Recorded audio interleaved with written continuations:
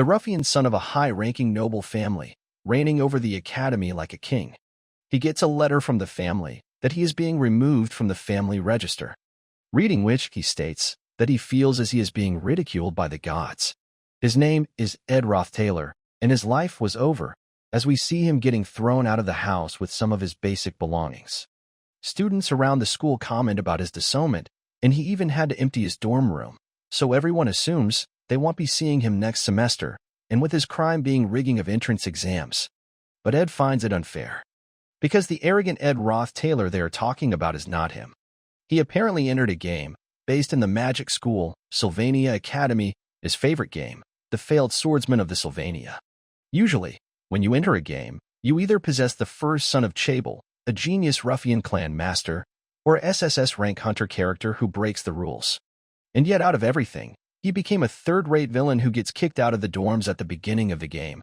He got the worst character at the worst timing. He screams on top of his lungs that it's not fair, stating that he always lived a simply and frugal life, without greed. Hearing which, students around calls him a scumbag, as he is calling it unfair after everything he has done. And so, he quickly and quietly sits back down.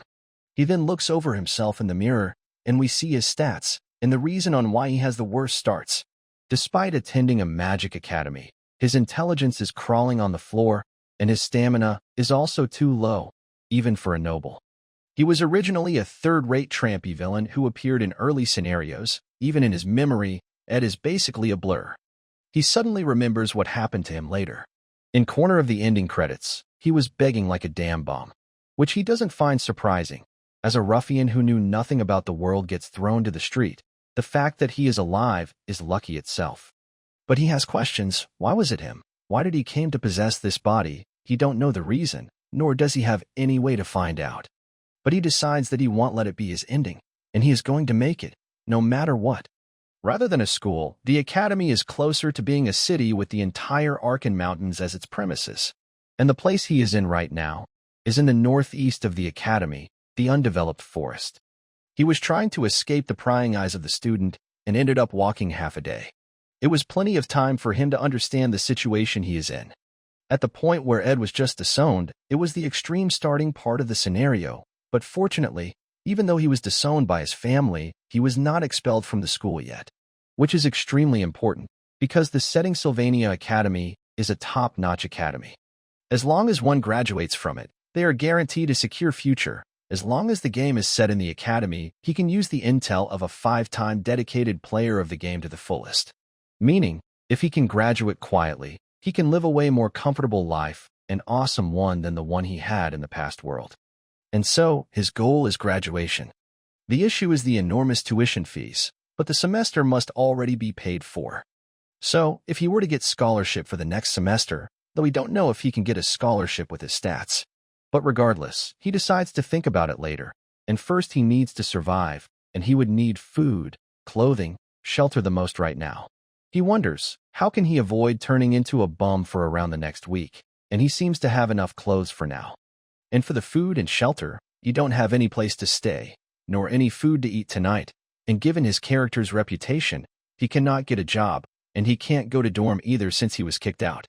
So for now, he is stuck in the woods, though he is glad that there is a stream nearby. There is 10 days till the school starts, so until then, he plans to make himself suitable for attending school. And a bit later, we see him using the spell, Wind Blade, to chop down wood. And for some reason, he is completely exhausted to death after cutting only 15 tree trunks, and realizes that his spell is not that useful. He also starts to get really hungry, commenting that they should have at least fed him something before kicking him out. Suddenly, he remembers something that his grandfather used to tell him when he was young. He said that he used to eat tree bark in the back mountains. And so, he starts boiling them up with his ignition spell, noting that anything edible is good for him. And looking closely, he thinks that it looks like chicken breast, but as soon as he eats it, he starts to regret it. Now fast forward to day 3, we see him completely shrinking from hunger, as he tells his grandpa that he hates him. And after starving for a day and throwing up for 2, he came to the conclusion that wood should be used for building. First thing, you need to raise the frame that supports the wood. And while he only has 2 hands, there are 4 supports, which is not really an easy job to do. But he gets back up again, and this time quickly ties them together from the upper side. And with that, he has finally completed the shelter's frame, though it's still a long way to go for him. And since he cannot sleep on the bare ground, he puts his clothes down there. While it's a waste, he doesn't have a choice. And fast forward, it gets night, and it passes to another day as well. And Ed finally managed to finish up his small tree shelter. And with that, he also gets some skills and levels for building it. Though, he notes that the crafting system pops are still the same as the game. He remembers that while Ed doesn't know it since he lived as a noble, he is actually more talented with his hands than with magic. And right now, he needs that handiness skill as well. A bit later, we see him creating a simple harpoon with his skill, as he decides to get something proper to eat for himself. With 2 days on an empty stomach and excessive physical labor, he definitely shouldn't be able to move right now, yet it's perhaps his desperation is what keeping him moving. Seeing some fishes out of the water and craving for meat, he quickly uses ignition on them. And with that he finally got something proper to eat. Now there is a week left until the school starts. Natty have to hold out as he is right now. If he simply managed to do that, then he would be able to get through school without much trouble. But before he can take his first bite, someone calls him out, as he thinks that he was so busy surviving that he forgot something important. The main characters, that is, as we see a girl recognizes him. But out of all the people, he didn't expect it to run into her over here, as we get a flashback where she told Ed that he don't have the slightest remorse, so he should disappear from the academy.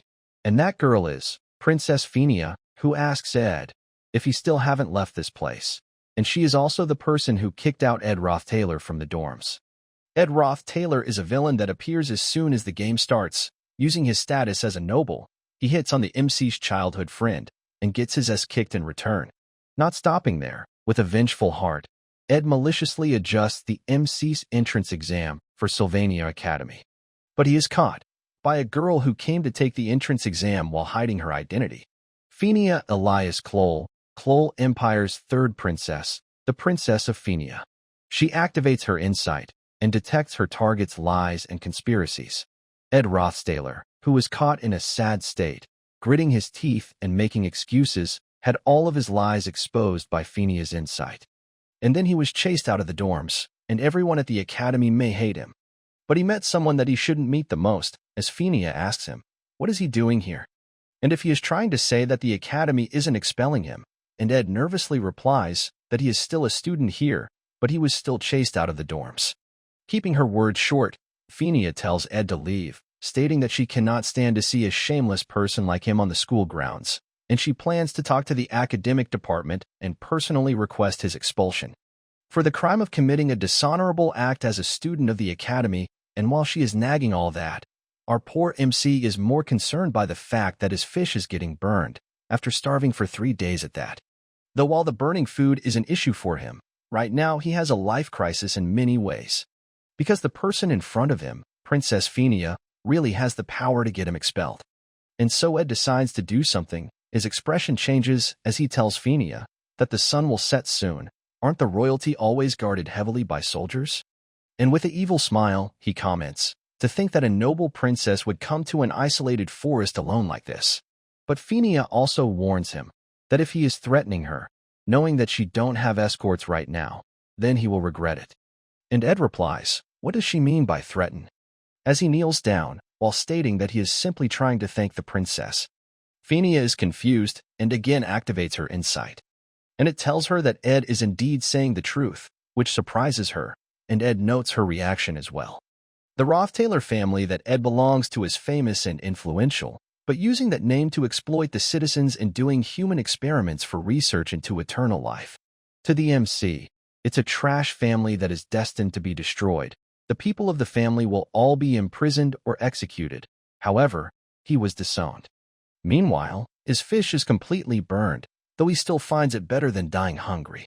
Back to the main thing, he realizes that it's a good thing he was kicked out in the long run, so he needs to convince Phinia like this without lying. Or else, he would be expelled, meaning it would be game over for him. And looking at the timeline, around when Ed gets expelled, right now it should be about a week before the school starts. Then what would be the reason for the princess to be here? He starts to get up and says Phinia that since she is here without any escort and in simple clothing, she must be completing the class placement test. Professor Glass's class placement test. It's apparently a test to find magic beads hidden in the forest. He tells Phineas that Professor Glass's test is known to be quite vicious, and that if it's her, she must be aiming for the best class, which would be Class A. Phineas asks if he is trying to flatter her, and that he hasn't changed a bit. And right as she is stating that she would request the Academy to expel him, Ed speaks up, saying that without his help, she would never be able to enter Class A, and if his words are a lie, then she can get him expelled. And so, according to Ed's instruction, she has to go to the lake at the southeast of the forest. There will be a small, grassy island, and there will be a giant tree in the middle of that island, which is called the Marilda's guardian tree. And there, she would find the present that he has left, which she really does. She remembers that Ed Roth-Taylor from 3 days ago was definitely a liar and a charlatan. She still vividly remembers his sad state. But the Ed Roth-Taylor that she saw just now, he was different. Now we fast forward, and the class placement has officially ended, with Professor Glass telling everyone to take out their breads that they have acquired. And as the students does so, seeing their beads, he assigns them to Class F. Apparently, it is important to take note of the examiner's intent in a test. The test is not just about finding magic bead. And we learned that only those who found the beads which were lacking in magic power are the ones to make it to Class A, and only 3 students found them.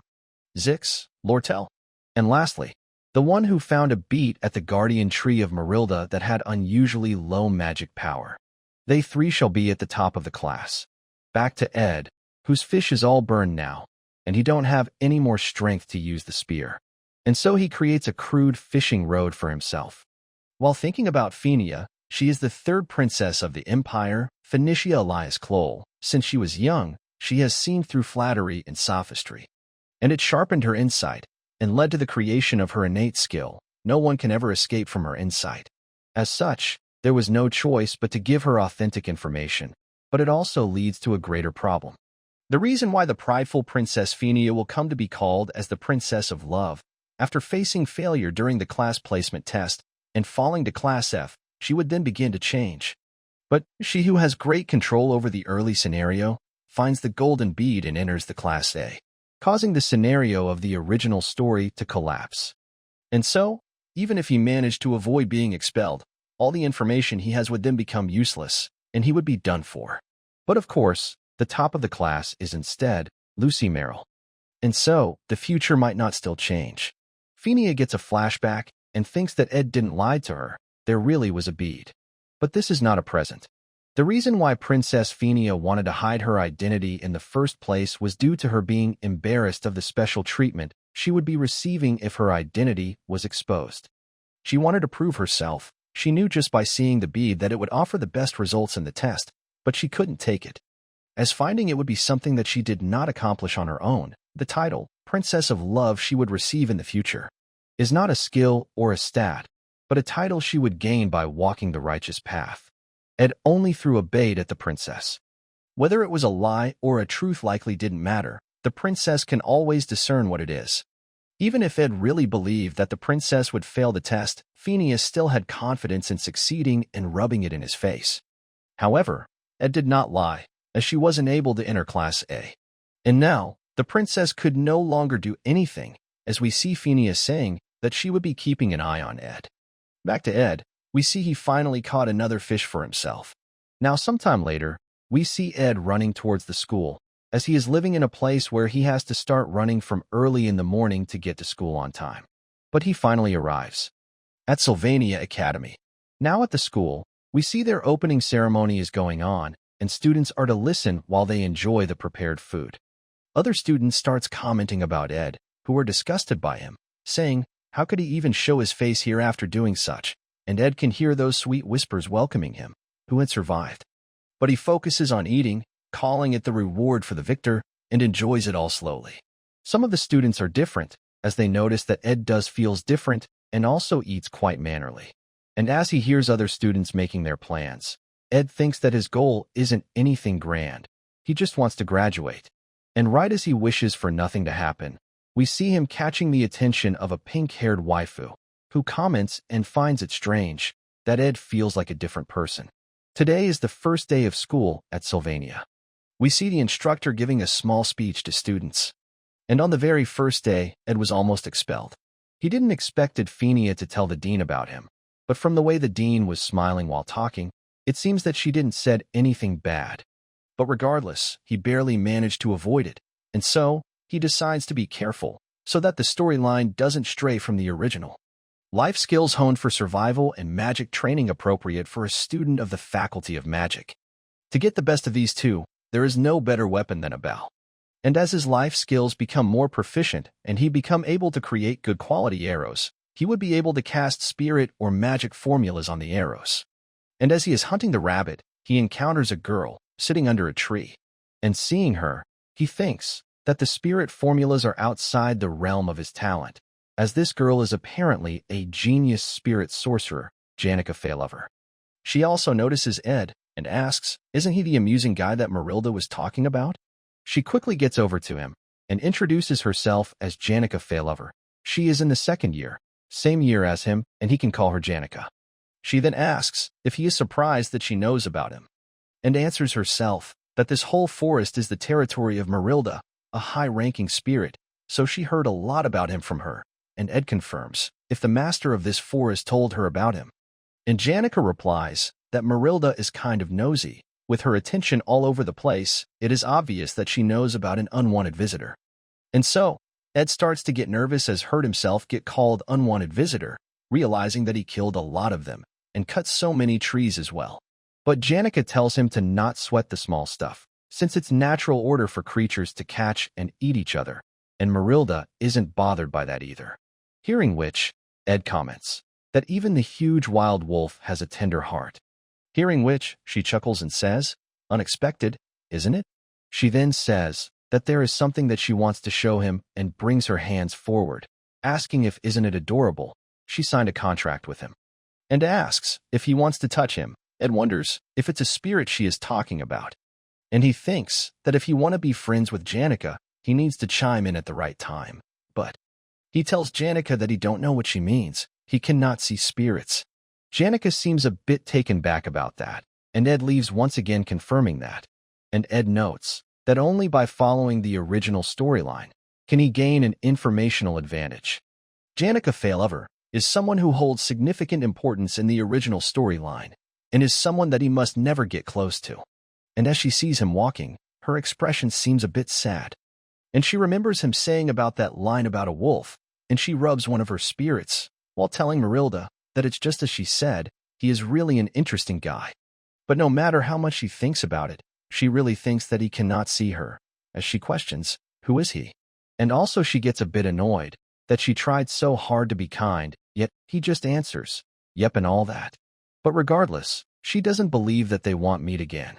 So she can just find what kind of person he is from now on. Back to Ed, who notes that the distance between his shelter and the student area wasn't close at all. He barely make it in time, leaving at dawn and running at full speed. Just by commuting to school, he is doing something ridiculous that increases his stats. And if he wants to win the scholarship, then he would have to study more diligently. And he wrote on a stone slab using a burned stick and borrowed books from the student library. On his way home, he was his sweaty clothes for daily wear, and while one would think that he is done for the day, but he is not. He has to check if he has enough firewood, drinking water, and jerky for tomorrow's lunch, and he can only sleep for 4 hours because of this. But it is not what is bothering him the most, as he finally calls Janica out, asking how long is she going to keep following him. Janica, in surprise, asks if he knew, and Ed replies that it would be stranger if he didn't. He tries to scare her away by saying that she should know who he is, the worst hooligan to exist, Ed Roth Taylor, and asks, why does she hang around him? And she replies that it's the other people's judgment, isn't it? And she herself don't even know him yet. And so, Ed remembers that Janica was indeed that kind of character. She may look naive and dumb on the outside, but she is really independent-minded. However, knowing what is in the store for her in the future, he cannot just respond to her with a refreshing smile on his face. Because Janica Faylover is the final boss of Act 1. She is the only character who smiles to Ed Roth Taylor, and while he didn't want to go this far either, and so he tells her that since destiny brought them together, can she do him a favor, and Janica gets happy and excited hearing that. And Ed continues that as she can see that he is a mess, he has been disowned by his family and is also in a pinch. So, can she lend him some money, and he would pay her back as well, though this favor seems to break Janica. Every year, Janica gets a scholarship for being top of the class, but that doesn't just signify her excellence. Her background is so poor that without that scholarship, she cannot enroll or advance to higher graduation in school, the daughter in a small ranch. Janica, this is her weakness. And hearing about money, Janica starts to break away while apologizing to Ed. And with that, Ed thinks that with that, he has cut her out. Now 3 days later, Ed still doesn't feel great about what he did, but he don't want to get entangled with the important characters anymore. He plans to be careful so that the story doesn't stray from the original. And as he arrives in his shelter, he seems to have seen something inside as his basket falls from his back. In shock, he lets out a "what the hell" expression, thinking that in terms of importance, she is a character with an even heavier presence than Janica. The subject of marvel of her classmates and even professors, the rare genius and the most powerful character of the game, Lucy Merrill. Lucy then wakes up, as Ed wonders, why is she sleeping here, and what is she even doing in this forest, as she says that it is so loud that she cannot sleep. And as Ed asks, what did he do?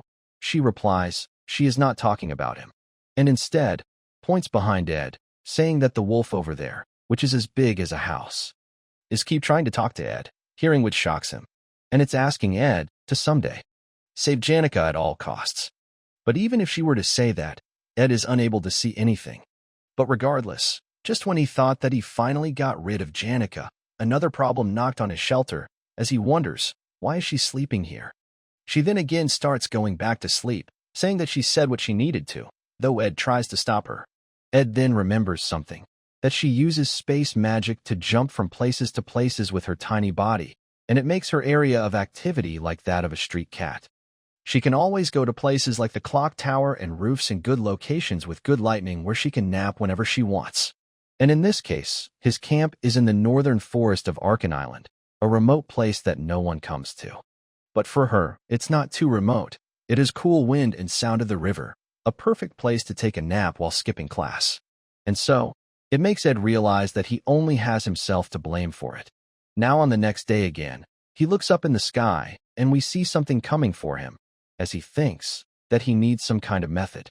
And it's Lucy, who used multicasting with 5 or 6 different high-level spells just to come flying and fall asleep, as he notes that it's only a matter of time till the flow of story gets ruined if she continues to stay here.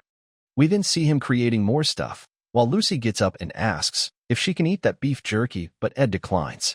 But she eats it regardless, annoying Ed, as he realizes that she won't listen to a reason, and the fact that she came here twice means she would keep coming.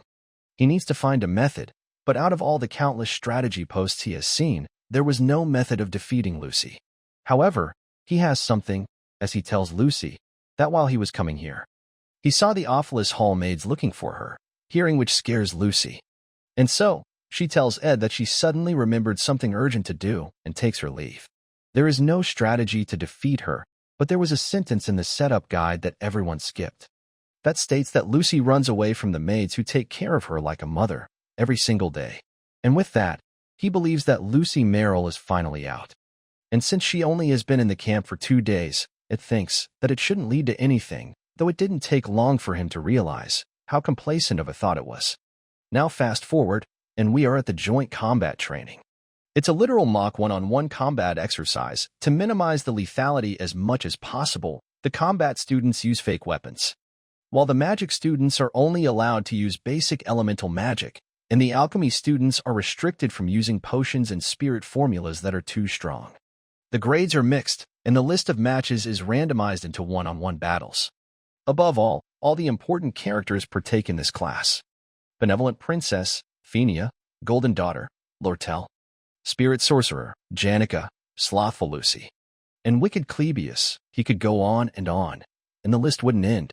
And even then, the most important person is the protagonist, the failed swordsman, Taylor. Ed gets excited thinking that Taylor's match is next. But he already knows the results, so he didn't pay much attention to matches, since the winners of the duels were all first years, like the protagonist, Taylor. Except for one person, Janica, who is a second-year student, as she excitedly greets Ed. Ed is quite annoyed, thinking that he cannot believe that she is running all happily to him despite going through the pathetic experience of him asking her money, and unlike Lucy, who is like a cat, Janica is more like a dog, as she tells Ed. That list of matches are out. But he tells her that he is not interested, so Janica asks if he is not interested in his match. Hearing which shocks Ed, thinking, does he have to fight as well?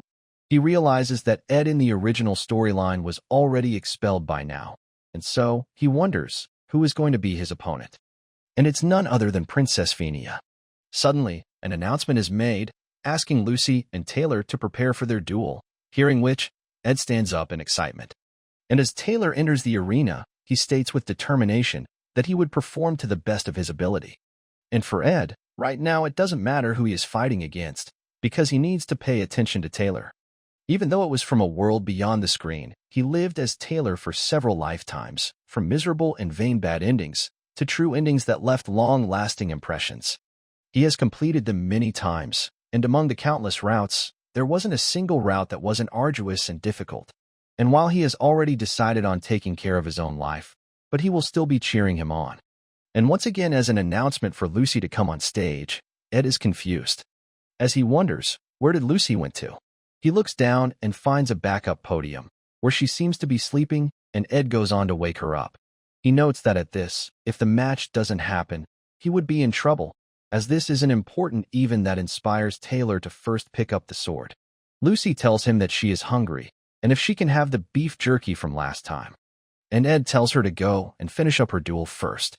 And so, it's Lucy, first year, at the top of her class versus Taylor McClure, the protagonist of this world, born to be a swordsman, who has never held a sword before in his life, but with the first swing of his sword, he cuts through Lucy's lightning-quick magic, and the spell she had thought would obviously hit was blocked and caught her off guard. And Taylor took advantage of this and quickly closed the distance. Surprised by this, Lucy hits him with a lightning strike, an intermediate-level lightning magic. Taylor is overpowered by that reflexively cast magic.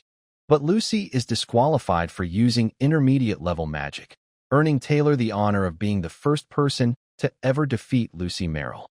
And for Ed, it was a legendary scene.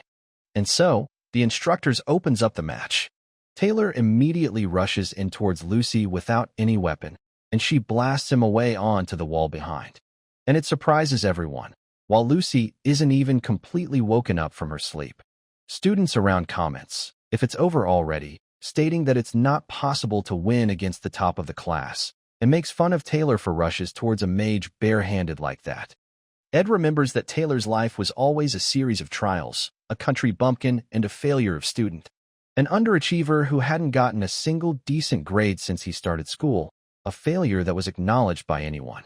And while everyone jumped to the conclusion regarding the match, even in the midst of such despair, Taylor never lost hope as he stands back up. Ed also grins seeing him as he cheers him on in his mind. His shout, that was of a swordsman who never gave up on his life until the end. This was what touched everyone's heart. And we see Lucy being surprised by Taylor's attack. And Ed thinks that now, Lucy would use her lightning magic, but gets surprised instead. As we see Lucy is able to block his attack right as it was about to reach her. And with her attack, Taylor is sent flying. And as he crashes onto a ceiling all the way to the top. As Lucy used wind magic instead of lightning magic, which Ed doesn't remembers. And she is also announced as the winner, as the whole crowd cheers her on. Meanwhile, Ed is stunned seeing Taylor lose. Now we see Taylor walking away from the arena, with the spark in his eyes exhausted. An overwhelming difference in power can be like getting struck by lightning. Ed realizes that it could be really bad. Leaving him alone now is the worst option.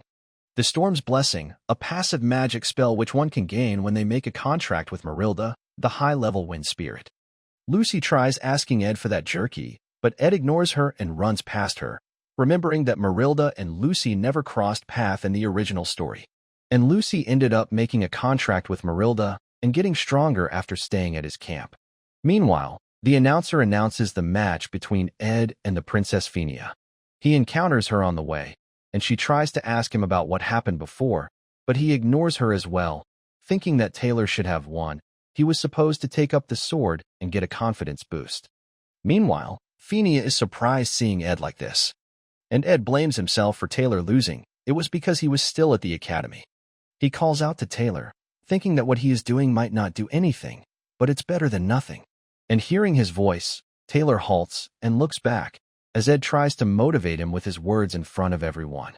Thinking that if Ed is so discouraged that he falls into a pit of despair, then there is a high chance that he would end up having to go through the hell instead.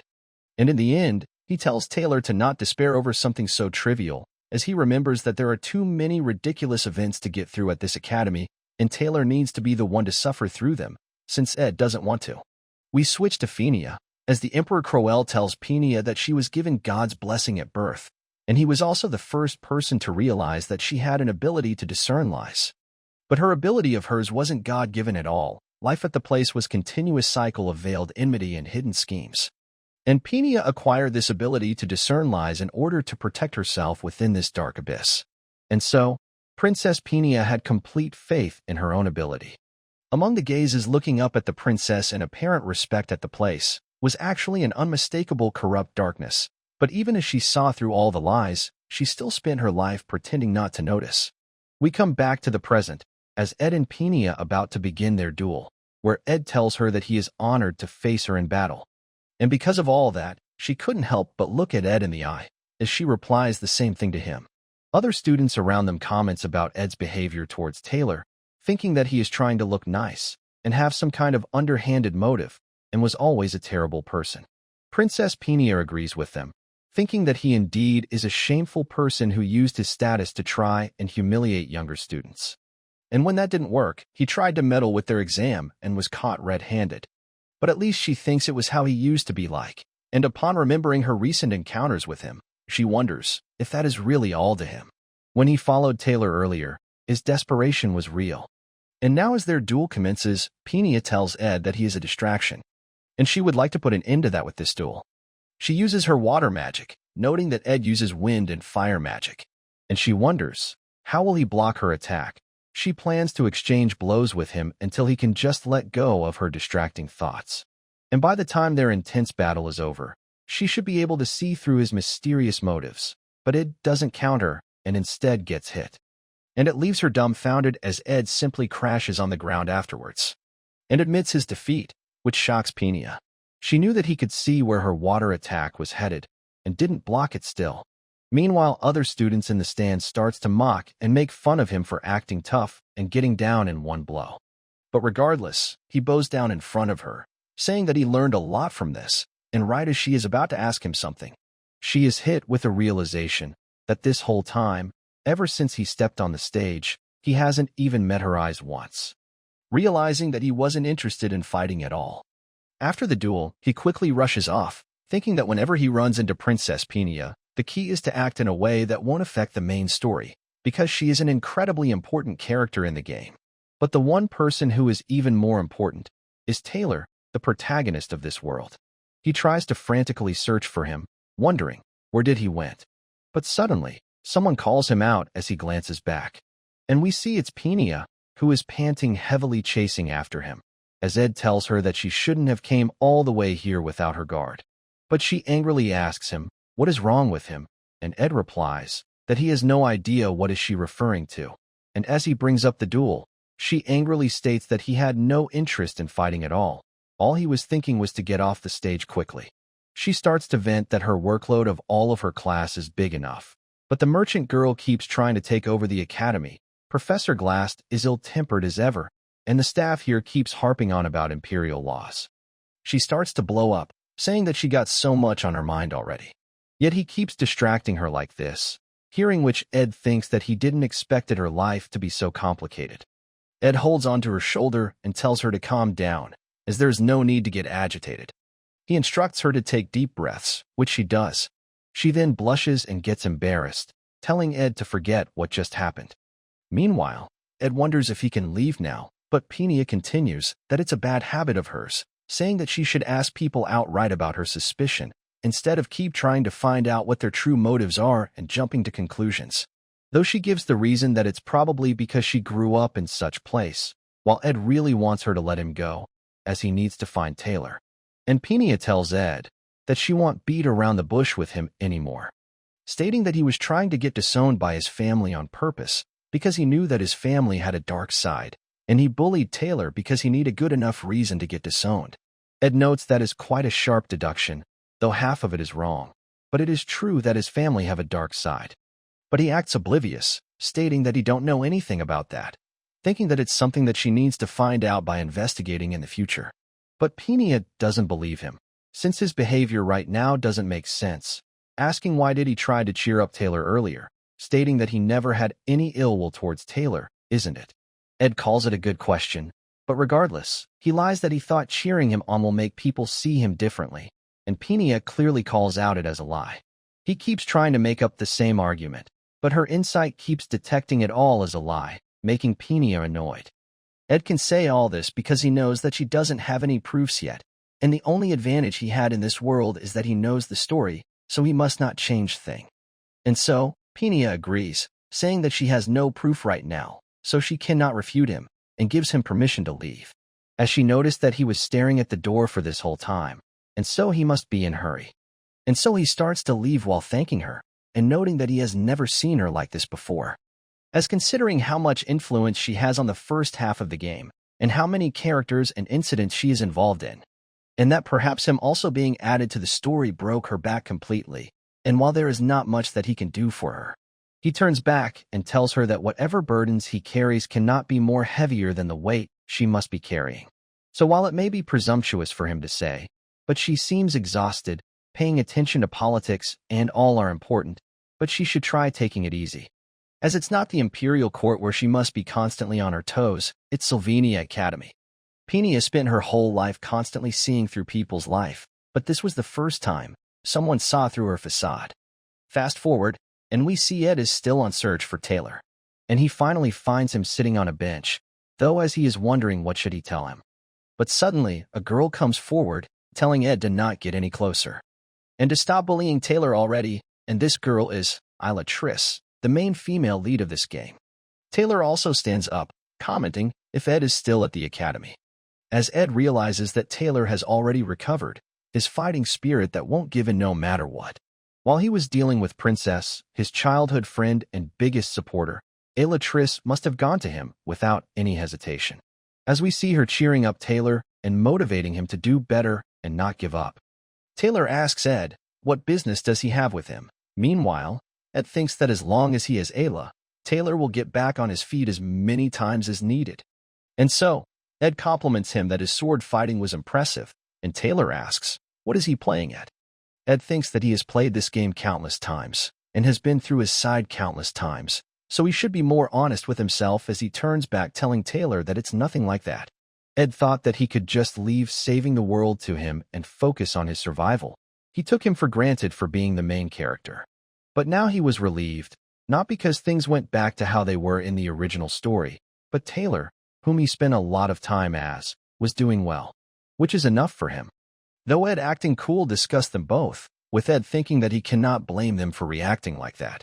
And suddenly, as Ed is walking back, he hears a loud explosion, as we see a huge pillar of flame rises above in the sky, seeing which Ed comments, if it's that time already. It's a scene which they should be witnessing from the audience seat with everyone else. The duel between Lordle, the Golden Daughter, and Janica, the Elementalist. While it might be a little different from the way things were supposed to happen, but he is sure that Taylor and Ayla are watching it as well, as it is one of the many hardships that he would have to overcome, as she is the final boss of the first act, Janica Pale Rover. After winning her duel, everyone surrounds her and congratulates her, shoring her with praises and compliments. And she thanks everyone for it. Suddenly, she hears the medics asking everyone to give way for the patient. And she sees Lordle being quite injured due to the duel with her, which causes her to get scared and shocked. With Taylor losing to Lucy, unlike the original story, the center of attention in joint combat training ended up becoming Janica, for upholding the pride of the older students. She had many friends to begin with, but it looks like she would be surrounded by more as a result of this.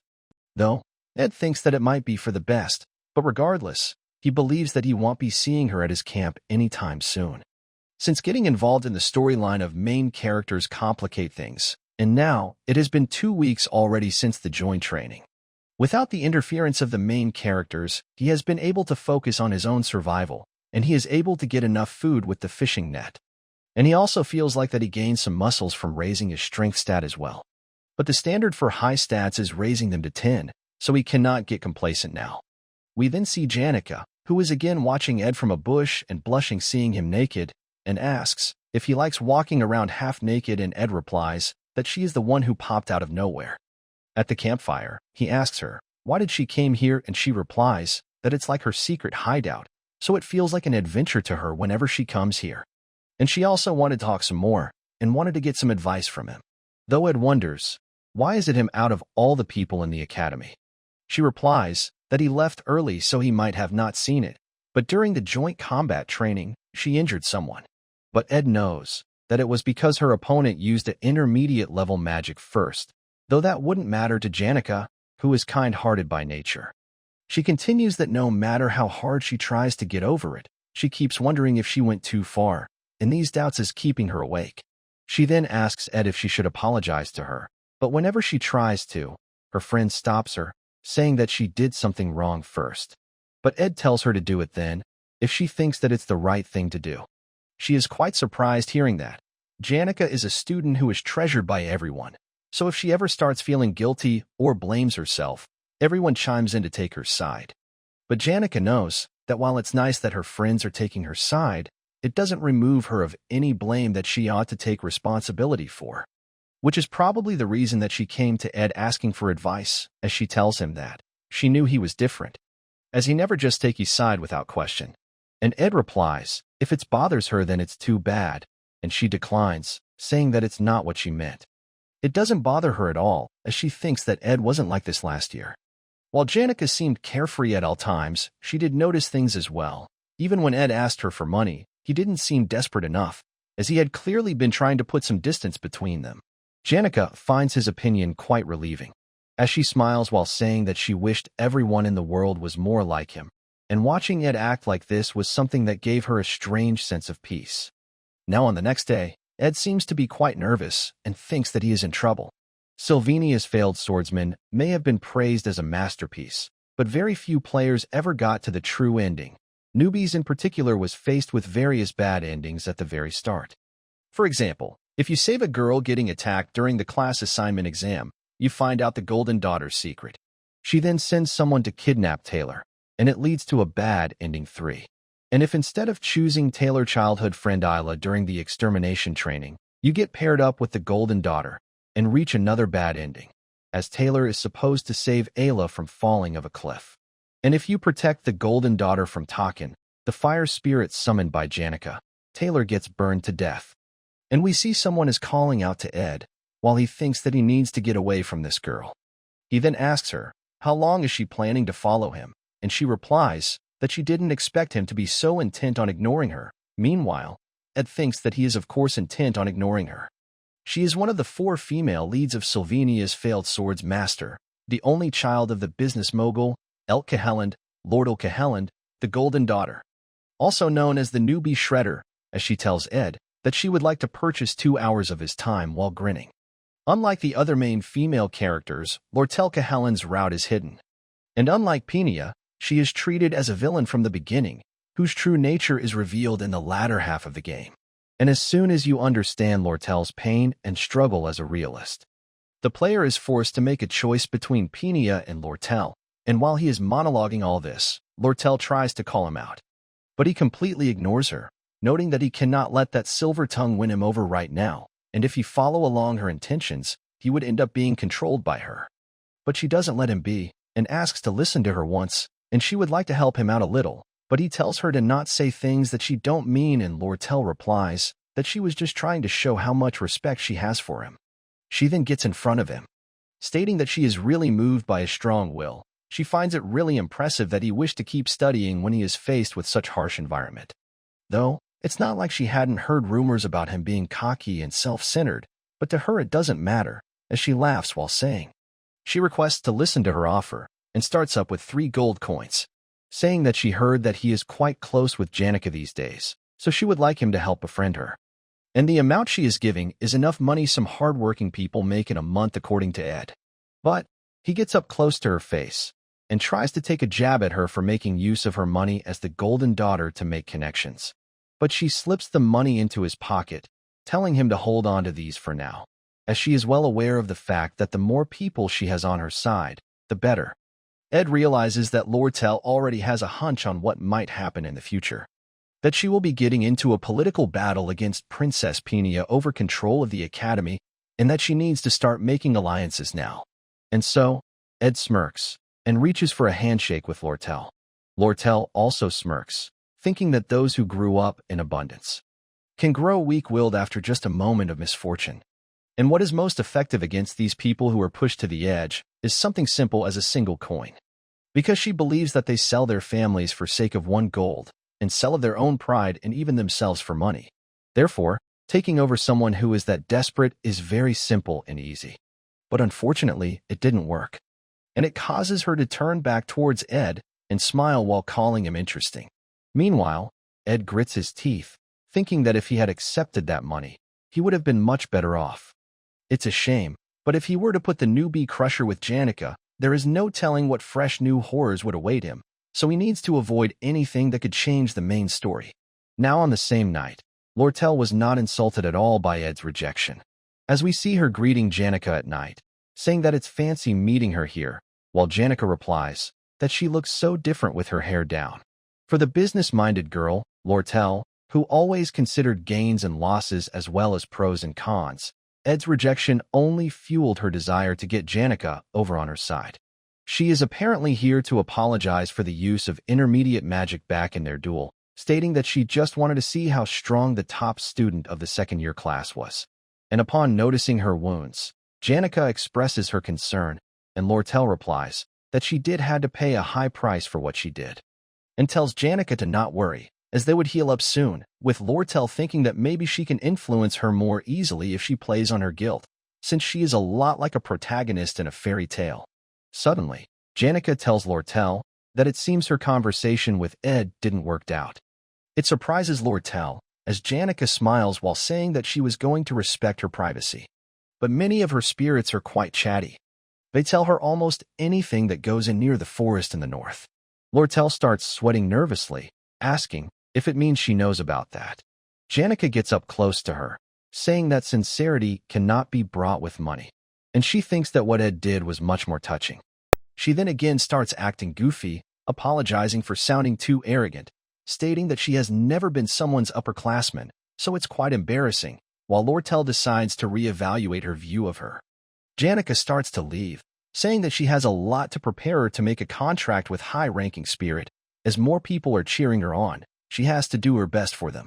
And Lortel realizes that she was wrong for calling Janica a fairy tale protagonist, and her being ignorant of the world is also a wrong assumption. Janica also calls to Lortel and apologizes for injuring her badly that day, and wishes for her to get better soon, while Lortel notes that she is someone who keeps up a cherry attitude, even though she knows all of the darkness the world holds. And so, Lortel realizes that she is difficult to handle. But Lortel also notices that just now, Janica seemed a little off. Inside her room, Janica is telling herself to do her best, stating that the fact that everyone expects great things from her is a good thing after all. Fast forward to morning, and we hear Lucy sweating and saying that she is smelling something. She quickly flies off afterwards, dirtying all of Ed's laundry again. Ed glances to his side, as someone asks, who is there, and we see it's the senior maid of Awfulest Hall, Sylvania Academy's grandest dormitory, Belle Maya. And she is also the maid who kicked Ed out.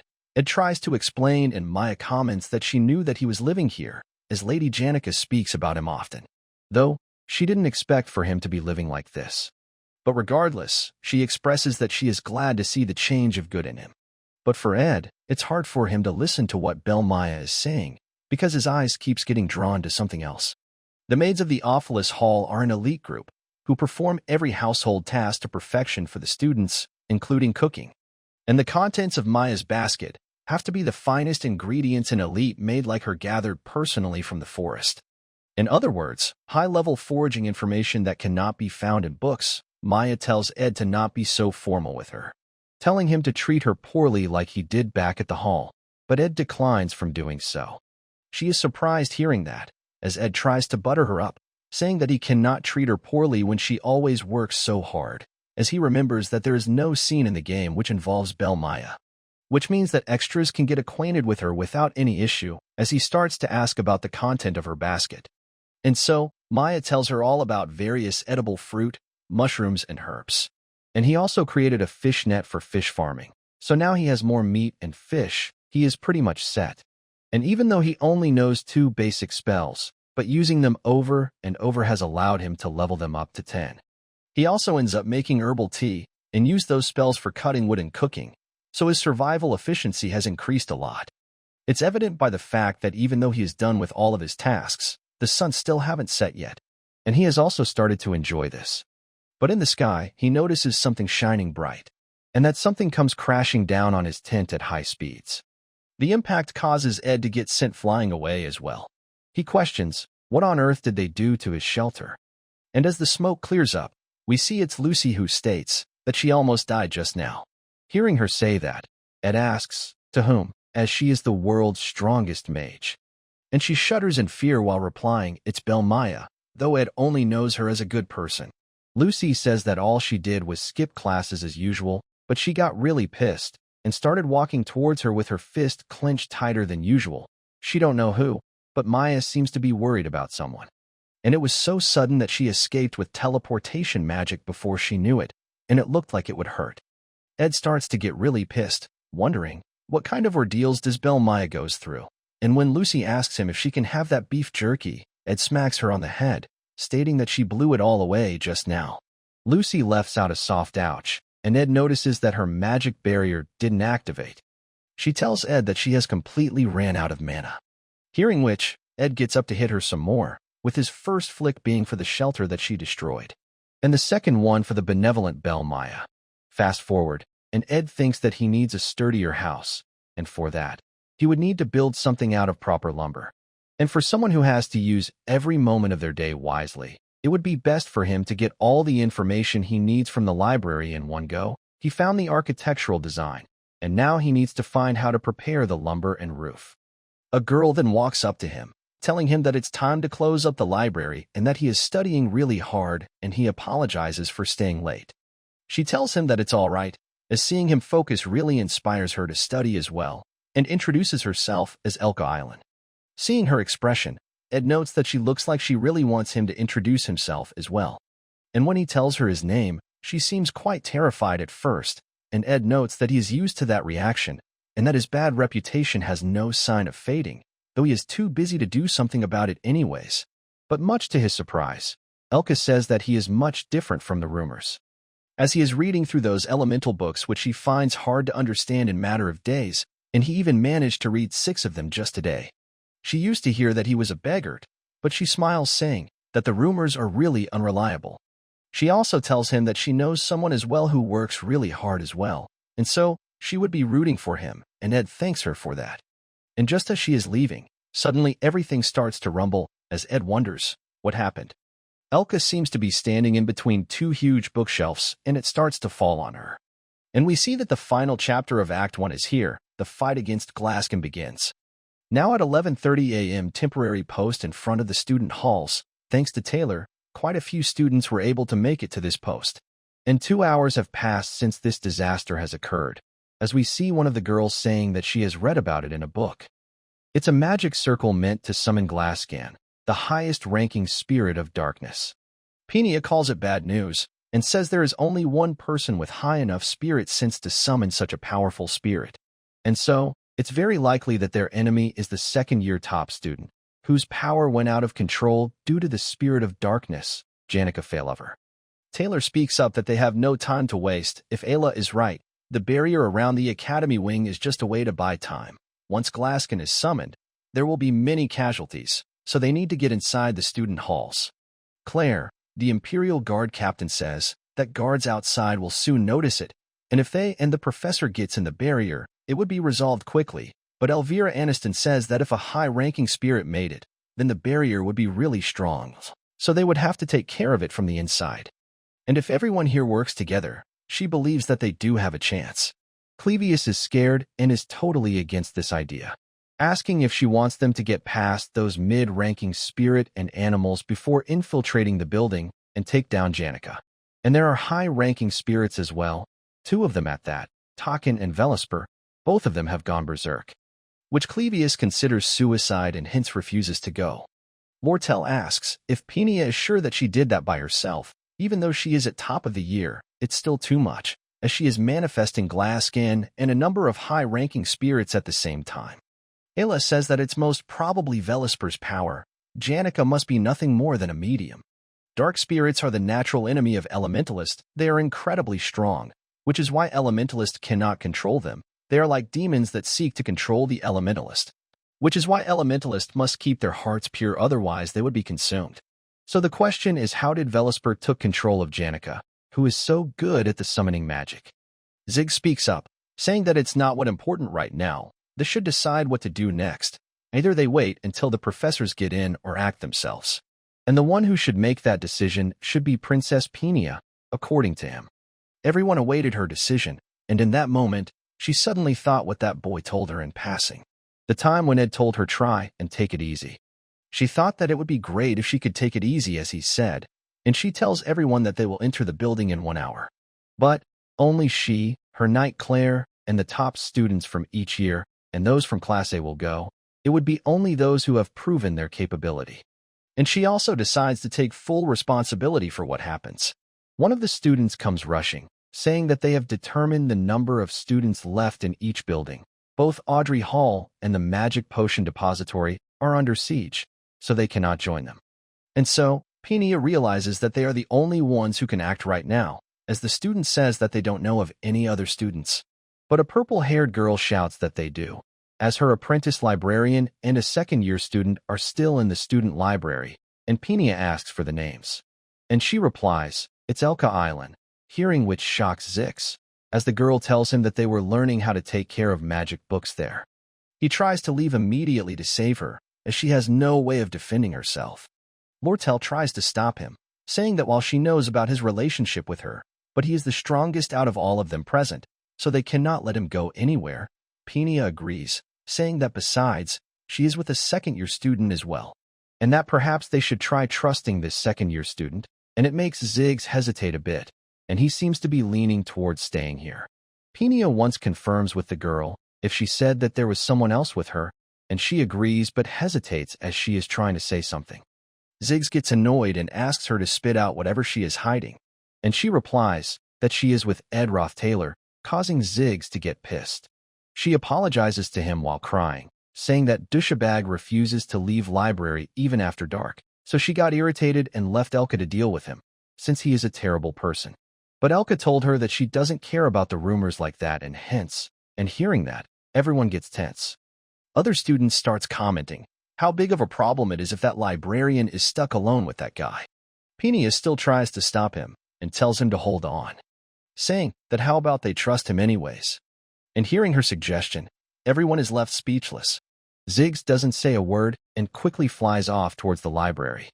On the way, he encounters some spirits, but quickly takes care of them in anger, shouting that if Ed even dared to touch a strand of her hair, he would turn him into minced meat. We now get a flashback for Ziggs. He seems to be in a forest, hunting and locating his prey seemingly. He finds a big prey as he forages through the grass. The northern grasslands of the Empire, a barbaric land where the Emperor's rule hardly has any effect. A world where you must always watch your back, or you will meet your death. Ziggs was descended from the nomads who wandered through those lands.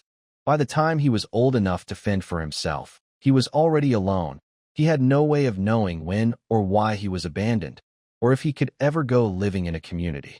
Before he learned how to read, he learned how to kill a deer.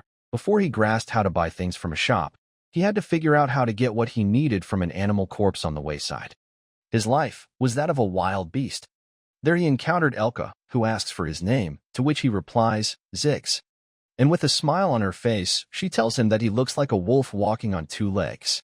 It was when Ziggs realized something, that he had wandered the endless grasslands of the north as long as he could remember. He had survived on the corpses of animals on the road, and fallen asleep under the stars each night. He was a young wolf abandoned by his pack. His life has been so lonely as he realizes it with tears flowing from his eyes. That day, he met the person he wanted to be with for the rest of his life. Elka and her father welcomed him into the family. And as he began to adjust to the fast-paced civilized life, his time in the wilderness quickly faded into the distant past, and he turned from a young wolf into a human. But in order to protect her, he won't hesitate to become a beast again. He has heard the rumors about Ed, that he tried to tamper with someone's entrance exam, insulted the princess, and even harassed a younger student.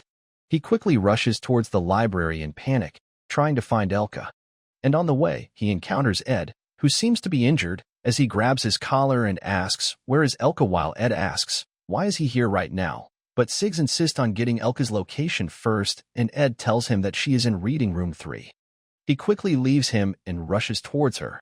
He then notices her to be sleeping peacefully, and Ziggs finally gets relieved. And now that he looks at it, he notes that the bookshelf seems too heavy for even an adult to move, but they are placed around Elka as if to protect her. The blackout curtains are shut to avoid notice from the berserking spirits, and writings that says to stay calm and not leave this room once she awakes, that everything will be over before dawn, and that she should block the exit and avoid provoking the spirits, and she should think of her safety first and not do anything rash. It all makes him sure that someone made sure that Elka was safe. He then notices blood, and the fact that it's not from Elka, and realizes that it's the blood of someone who has injured himself but wrecked his body further to protect Elka instead of looking after his own safety. And that it was Ed Rothstaler, but he questions, why would he do this? We go back to 3 hours ago, when the shelves were falling. Ed was able to save her, as he is glad that he was training his body to get stronger and that things are happening faster than he anticipated. And judging by that summoning circle, the Glaskin subjugation arc must have started. But he is sure that Taylor would take care of that. He has to avoid paying any attention to where all the important characters are gathered up, because he has to avoid changing the future. But he still cannot waste this precious time, noting that soon numerous low-ranking spirits will cover the campus. So he needs to block the door so they can't come in here and take this opportunity to work on improving his shelter. And so, he plans to just snack on jerky and spend the night researching, but he suddenly realizes something. The reason Janika's ability is so special is because she has high proficiency in both spiritual understanding and spiritual resonance. But being able to see the spirits is an ability that needs to be unlocked first, so for someone like him who cannot even see them, raising his spiritual stats is impossible. However, Janika has just summoned countless spirits in physical form. In other words, it's a huge opportunity for him to farm experience, as he thanks Janika for it. With this, his skills improved at unbelievable rate. He already raised Ignite to level 12 and his Spirit-type magic to level 7. He needs just one more level, and if both his spiritual skills reach over 15 levels combined, then he could make a contract with Spirit as well. Though, he does believe that he did his best, and just then we see Six arriving and asking Ed, what was he doing here? Ed thinks that perhaps he couldn't leave him here because he is covered in injuries, and notes there is no need to lie and tells Zix that he was training. Though he does think that Zix won't believe him, but he does and tells Ed that he finally understands what kind of person he is, and that he was like this from the start. He then bows down to Ed, saying that he owes him a great debt, and he will repay it as soon as he gets the chance. Ed remembers that Zix and Elka are together. She is so important to his character that she is a named side character in the character info guide. He completely forgot this. But his role is to be Taylor's friend who sticks to his side until the very end. He is a very important character. And so, Ed tells him that judging by what is going on, Zix must have left behind everyone to come here. And now that he has ascertained Elka's safety, he should quickly head back. And he should also go and help Taylor, since if he do what he says, then everything will work out for the best. Zix confirms if he is talking about Taylor McClure, and Ed agrees. But Zix is confused and asks, he don't know why is Ed thinking so highly of him, as Zix himself has never talked to him. Ed replies that it's more about how useful he would be in this fight. It's because he is the only one who can get through the hard hide of high-ranking fire spirit, talking using his elemental slash. It's apparently his signature move, and he has to learn it in Chapter 9 of Act 1 to get through this chapter. Zix thanks him for the advice and leaves, while Ed thinks that giving him this much advice should get the wheels rolling along according to the story. But suddenly, Ed realizes something. He wonders, why is Zix not friends with Taylor yet? In Chapter 9 of Act 1, Taylor loses pretty badly to Zix, but manages to obtain the elemental slash to cut through Zix's magic. Zix is impressed by this, and they two become friends.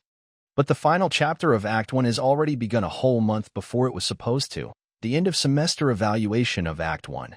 Chapter 9 has not even happened yet, which means Taylor and Zix aren't friends yet, and Taylor hasn't learned Elemental/Attack, meaning there isn't anyone among the attack unit who can deal any damage to Taken. Ed just hadn't realized it before, but the story he knew was already falling apart. Back to Student Square, Zix apologizes to everyone for being late. Penia replies that it's fine, because she is sure that even if he was with them, they would have been defeated, as their first infiltration attempt has failed already. Claire tells Penia to let his pain wear off once, and he would join her again then, but she tells him to rest. Claire argues that if she truly wishes to be considerate, then she should take back her order, and Penia frustratingly replies that she has a heart as well. Though, thankfully they manage to retreat in time. But Claire is down, and Clevius, the top first-year student, has also been injured. And as she is wondering what to do, she issues a new order to take down Taken with those who are left and try their best. But suddenly, Ed walks in, saying that they don't have enough time for all of them to focus on taking down Taken. And judging by the progression of that summoning circle, it won't take long for it to complete. This is something that was the last thing Ed wanted to do, but he is left with no choice. He finally steps in saying that they would divide in 2 teams and he would lead one of them, as he decides to get involved with the main story. Everyone is quite surprised upon seeing him here. Clevius speaks up, asking Ed if he is joking, but Zix stops him and tells him to let Ed speak. Ed explains that they need to get past Taken, the fire spirit summoned by Janica, before going up against Janica herself, who has been taken over by the dark spirit Velisper. But as they might know already from going up against Taken, its hide is too strong for any of them to damage it, so they shouldn't waste time in defeating it. So, one group will distract Taken while the other gets past to take down Janica in the training hall. Lortel is quite against it, stating that it's different from the one Janica summoned during the training duel. They were only able to escape by sheer luck. If the group distracting Taken fails or is eliminated, then the fire spirit will go after the attacking group, which means they would have to face both Velisper and Taken, making it too risky. Penia tells Lortel that she can something risky if she have a better option, as the most important objective is to take down Janica, as that way, Taken will also be incapacitated. Zix questions who would be the bait in this. Elvira says, whoever has a death wish basically. Taylor raises up his hand to be the bait, but Ed rejects, saying that he needs to be the part of the attacking unit going into the training hall. He tries to argue that he is fast, while he don't know how long he would be able to run. But if someone has to put their life on the line, it has to be him. But Ed tells him that he got it all wrong. As they are not picking out sacrificial lambs here, they don't have to divide their forces in half exactly. He picks out Clevius and Lortel with himself to be the one to lure Taken away, and both of them declines with a shocked face. But Ed tells them to trust him since he has a plan. Lortel isn't much in on the plan, and Selvius would rather die than team up with Ed. But Penia agrees with everything that Ed said, though she doesn't understand his motive. But regardless, she orders everyone in her name as the princess to divide into 2 groups. Taylor, Zix, Elvira, Alia, and herself will be going up against Janica, while Clevius, Lortel, and Ed will lure Taken away. And before leaving, she tells them to do not get themselves killed, no matter what. Now at the Nail Hall corridor, Lortel asks Ed, how is he intending to buy everyone time against that lizard, and he replies, to just do as he says, and as long as they stick to the plan, they would win for sure. He tells Clevius to not worry, saying that he would do just fine, while Clevius wonders, why is Ed so confident? Clevius is a cowardly and lacks confidence in his abilities, but he is the top student of the first-year combat department. And seeing Ed like this, Clevius wonders if he has some kind of surefire plan. And thinks Janica is in the training hall behind those doors, so they just need to distract Taken, as Ed told them. Clevius ended up coming here because the princess' steadfast attitude won him over. But at least he is not alone, which makes him smile, thinking that perhaps he can be brave this time. As they reach Taken, he roars loudly and starts charging up an attack. Clevius glances over, saying that the battle has begun. How do they lure it away now? But he finds them gone instead. It leaves him stunned, as Taken moves in closer behind him. He then quickly starts running in panic, saying that they tricked him, questioning, why would they do that to him? And he starts cussing at them both for this. Meanwhile, we see Lortel seems to be walking alone and heading somewhere. We go back a bit, as Ed tells her that they should get out of here, and they can have Clevius charge down the nail hall corridor. Lortel asks if he was planning to sacrifice Clevius all along. While it might work, he won't be able to avoid people questioning the morality of his decision, and he replies that he is not going to be sacrificed, as he is a top student, and he is incredibly durable. And also, she would be playing the most important part here. Now back to the present, at Nail Hall Outer Wall. Outside the training hall, Ed told her that she is in charge of forging a path for other group to get to Janica, and she would be the one dealing most damage to Taken. And after seeing Ed like this, Lortel thinks that one really shouldn't judge people by the rumors surrounding them. Ed also told her that while everyone would hesitate in doing this, but she is good at these kind of things, isn't she? So, she should just blow it all up. And it's exactly what Lortel does, and completely breaks down the wall using her ice magic. The attacking team is quite stunned from her doing that, as she asks them, what are they standing around for? Telling them that it's their time to shine now. Lortel remembers that she has done this thing before. She blew up the nail hall roof by using intermediate-level magic during the joint combat training, and which is why Ed left this to her. She then smirks and calls Ed quite amusing. But in any case, the other will be able to get through. And for the rest, she looks over to Clevius, who is still cursing Ed and running from Taken. Lortel thinks that even if they succeed and the attack unit gets into Nail Hall without dealing with Taken, Clevius and herself would have to go against Taken after luring it out. So is Ed trying to tell them to lure the fire spirit to the student square where they have no way to escape and will end up getting killed? Lortel questions. And Ed tells her that they cannot escape, and they have to defeat Taken. Lortel argues that no attack work against its hide, as he must have saw her during the combat training, and even when they tried earlier, they weren't able to harm it even after attacking together. But Ed replies that he can deal with the hide somehow. She just needs to charge up her magic attacks and be ready. And seeing the pouch in his hands, Lortel asks, what is that? Ed agrees with Lortel that without the elemental slash attack, none of them are able to pierce through Taken's hard hide. And so, what they need is overwhelming power. As we see that for that, he has come to Lucy, who is sleeping. The final chapter is difficult to begin with, so very few people have tried to clear all of the extra conditions, but he has done it countless times.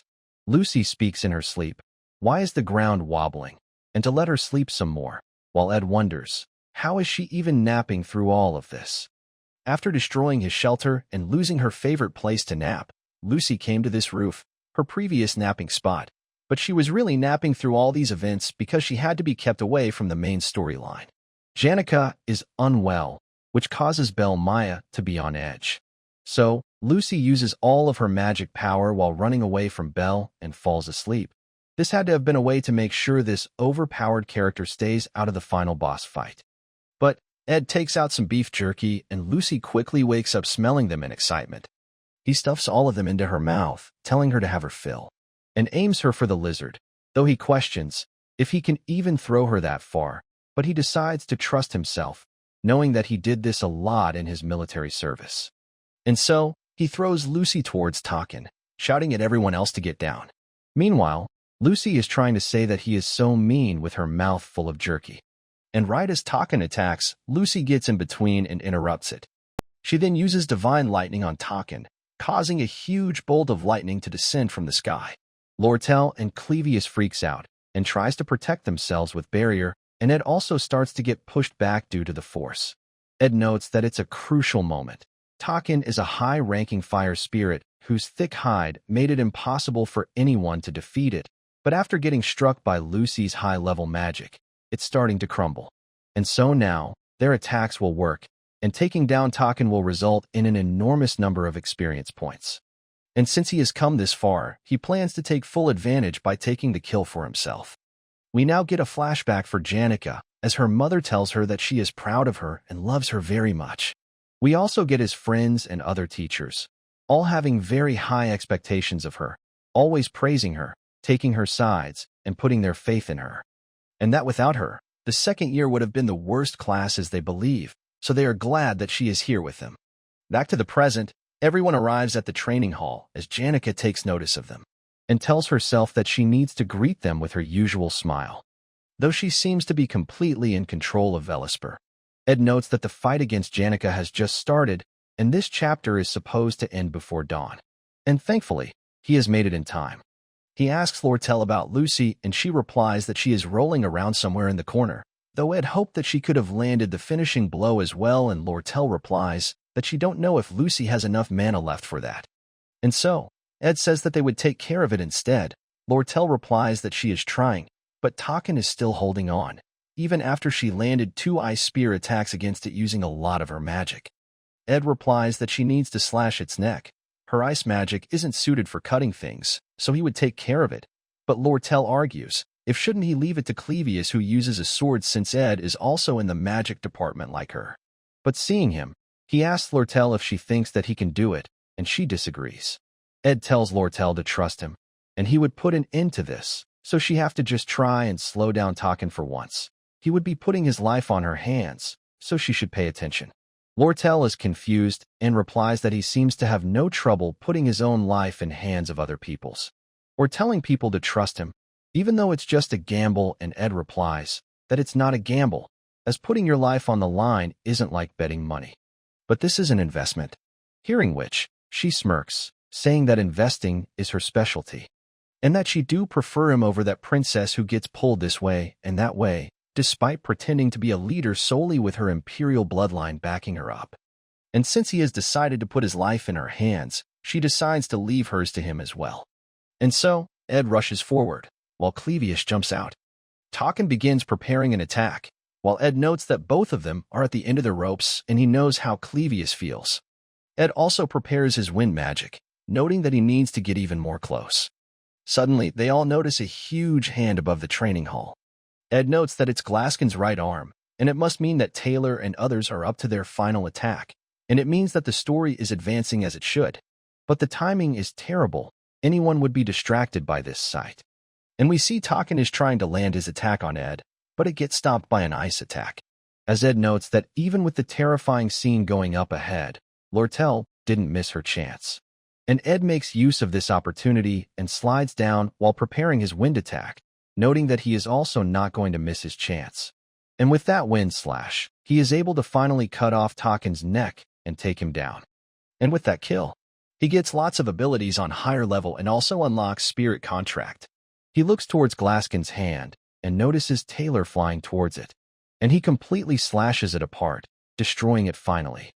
As Ed remembers and realizes once again that Taylor is indeed the protagonist of the story, they all looks up in the sky, noting that it's all finally over. Now fast forward a bit later, and it gets dawn. Lortel tells Ed that she met a lot of people who talk about putting their life on the line, but most of them turn out to be coward, and Ed agrees. And Lortel asks if this all he has to say, even after they went through that life-threatening event together. And so, Lortel once again decides to properly introduce herself to Ed. And as he shakes her hand, she has handed over those 3 gold coins that he refused before, while saying that she has won this time. And since he let his guard down, now he owes her one. And that she would be seeing him again soon. Ed wonders if Lortel is implying that she would keep acting like they know each other, though he really don't want to get involved with her. And now, another person starts walking towards him. And it's Taylor, who tells Ed that he resents him, and Ed must know why. Meanwhile, seeing his white hair, Ed thinks that he looks cool and must have awakened his swordmaster skill. But regardless, he bows down to Ed and tells him that he owes him a great debt. But Clevius tries to nag and complain to Taylor that Ed is a terrible person and will someday backstab him. But everyone else tells him to shut up. Princess Peenia tells him that he did a lot for them, and if she tells the student of council about his deeds, but Ed quickly rejects her offer, saying that in the end, it was Lucy who did most of the damage against Taken, and Taylor was the one who defeated Velisper and Glaskin, so she should give them the credit instead. Elvira smirks and asks Ed if he is denying his contribution. Everyone knows already that Lucy and Taylor played huge role in this, but they are talking about all the other things that he did. So is he embarrassed to admit, or what? Hearing this, Zix steps in and tells Elvira to be more polite to her elders, while she gets annoyed at everyone taking Ed's side. Meanwhile, Ed thinks that he has done his best to keep his distance from the main characters in order to avoid influencing the main storyline, but now that he is watching them up close, he cannot help but feel fuzzy inside. Because he watched these characters go through their roles countless times and get past each of their own obstacles for the sake of this world. Taylor, who gets stronger with each ordeal he has to go through. Isla, who gets stronger for Taylor's sake. Penia, who matures with each incident in order to become the ruler she is fated to be.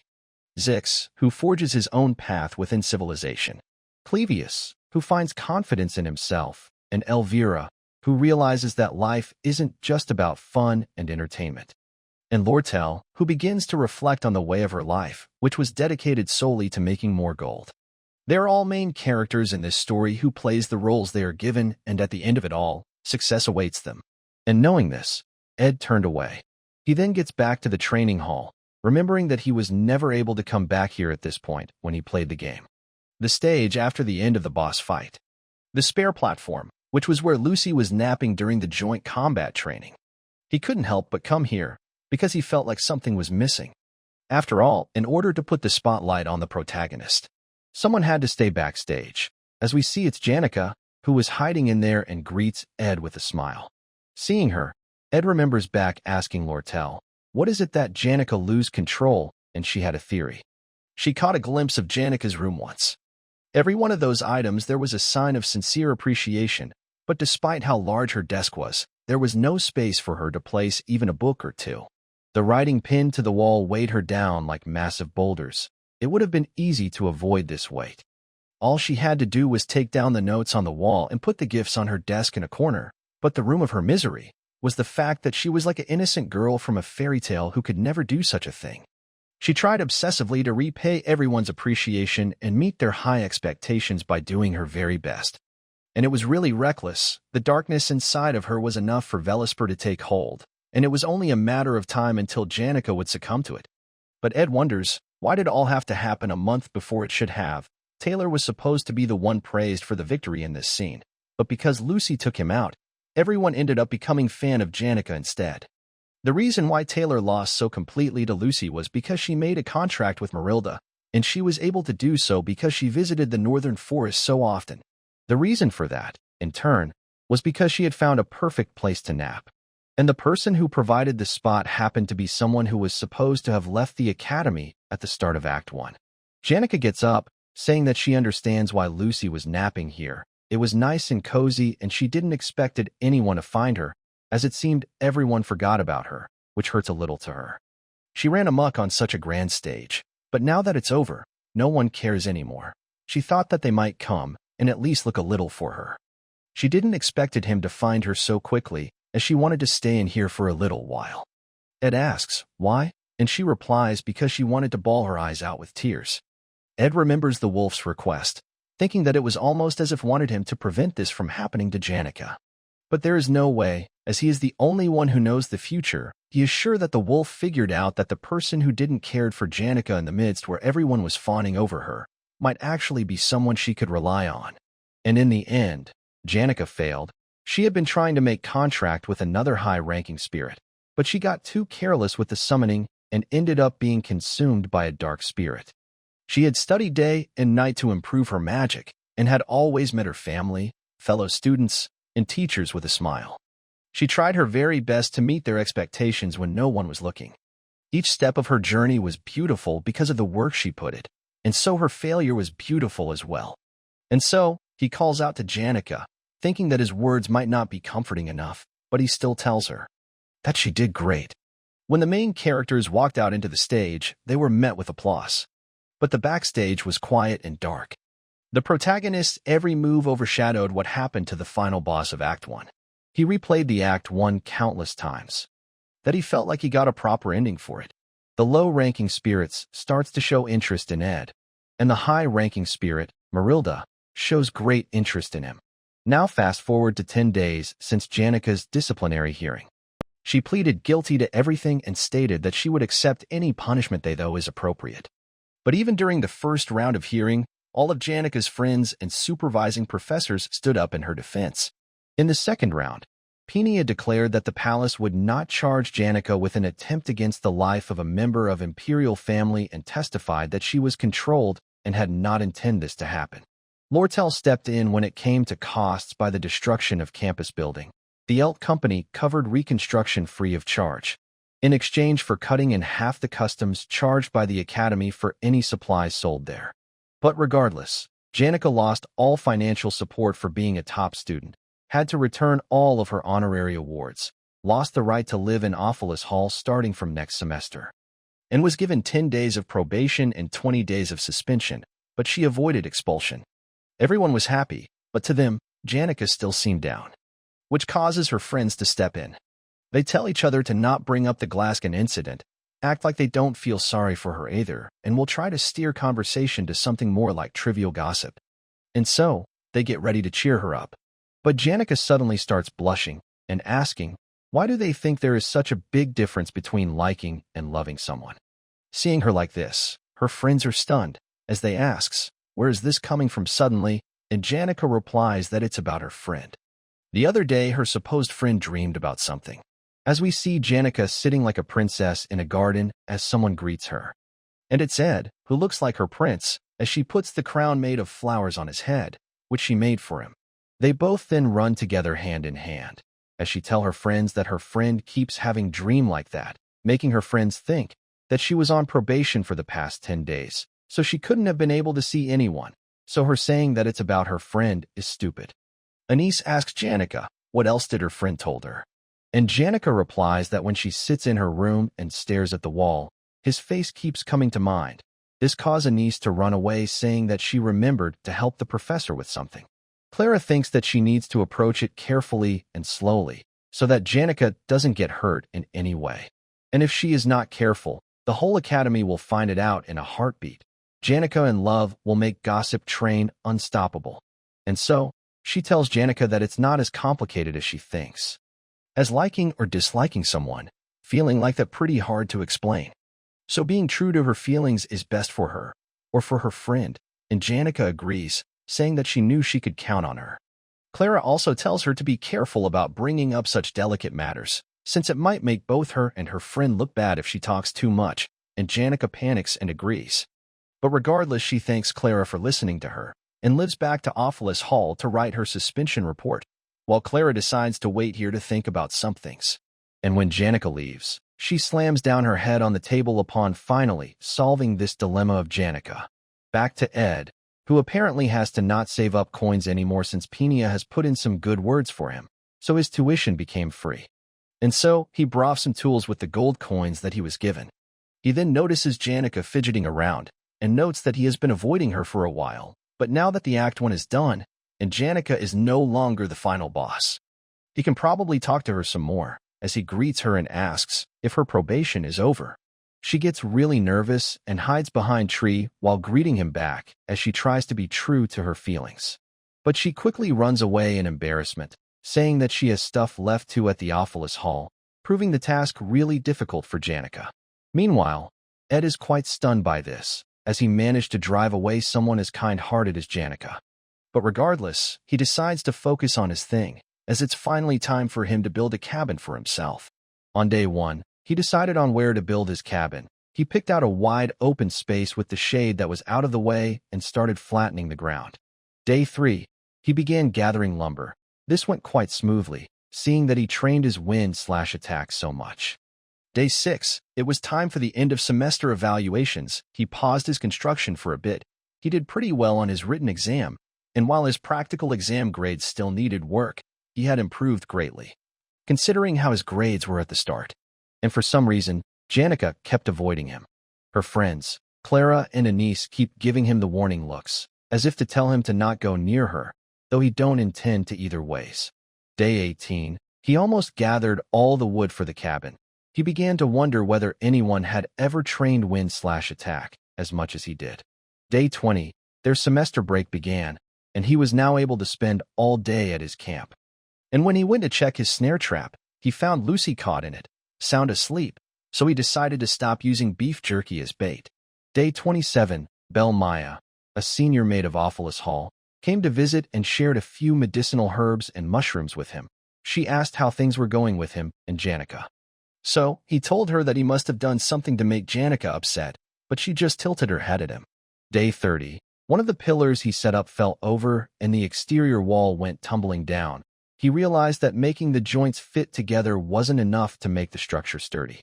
He also ran into Janica and her friends by the bakery in the commercial district, She ran away as soon as their eyes met as usual, and her friends realized something. Day 37, Zix came by to help, and told Ed that Taylor is a really good guy just like he said, making Ed think that things are finally moving according to the story. Day 45, and he finally seems to have finished up his cabin as he goes inside and sits. He notes that he don't have flooring, and the walls are still drafty. The cabin he made was a crude structure made from nothing but with logs. But it has exterior wall and a roof. If he closed the doors, he can keep the bugs out. He finally smiles upon its completion, noting that he finally have a house. And we see Janica is also standing outside, staring at Ed and deciding something. Inside his new cabin, Ed thinks that it would be nice once he finished the flooring and walls, add furniture and a fireplace, and also build a fence around the cabin, and he also planned to make a small shed to keep his tools in and firewood as well. Suddenly, he hears a loud sound on top of his cabin, and we see it's Lucy again as Ed tells her that it's not her cat tower. Janica also finally shows herself and greets Ed nervously, who greets her back. Ed then asks her what brings her here, and she sweats wondering what to reply. Sometime before, Belle Maya told her that when she stopped by the forest the other day, she visited Master Ed's campsite and saw something quite astounding.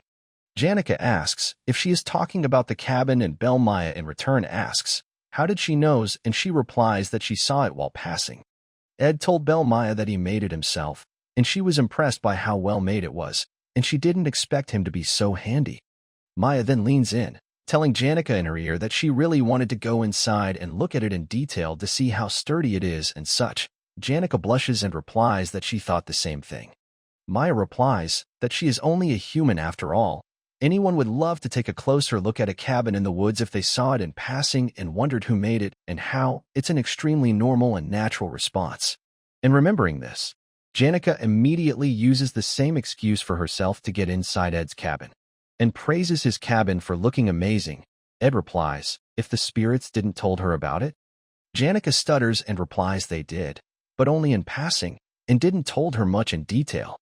But in reality, they told Janica about how good his muscles are when he takes his shirt off and how thick his veins has gotten and all that, which causes her get a nosebleed. Meanwhile, she tells Ed that she don't talk that much with the spirits to begin with, and that she don't know much about how he is doing. Ed asks if she would like to take a look inside and invites her in. And Janica blushes and smiles while nodding her head. She is really impressed by all this, and asks if he made this all by himself. Now fast forward, and they are sitting by the fire, with Janica saying that she owes everyone a huge debt. She didn't expect the princess or Lortel to step in and help her so much. Some of her friends even offered to lend her money for tuition, so she don't know how can she repay everyone.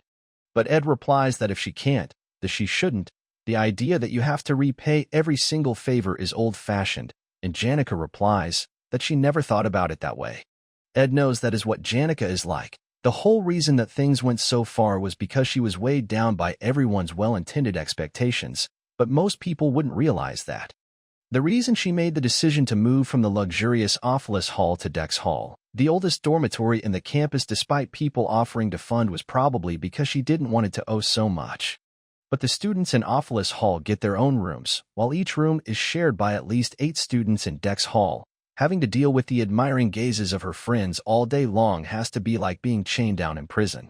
So in the end, her root problem haven't been solved, and the vicious cycle hasn't been broken.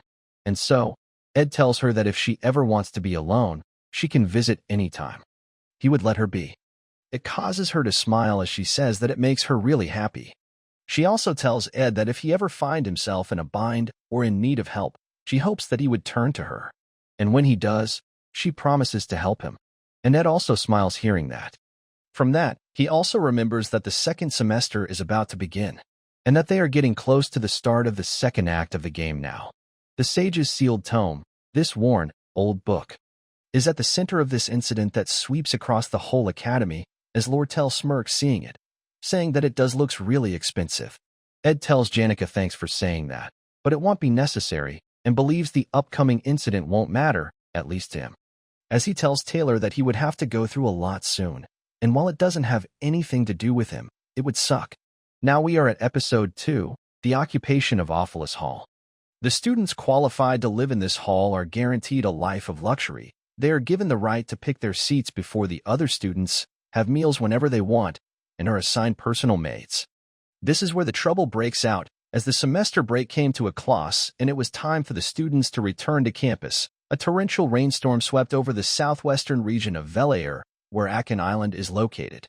The academy provided carriages and boats for returning students, even allowing them to arrive a few days late without repercussions, but this was limited to the students of Ophilus Hall.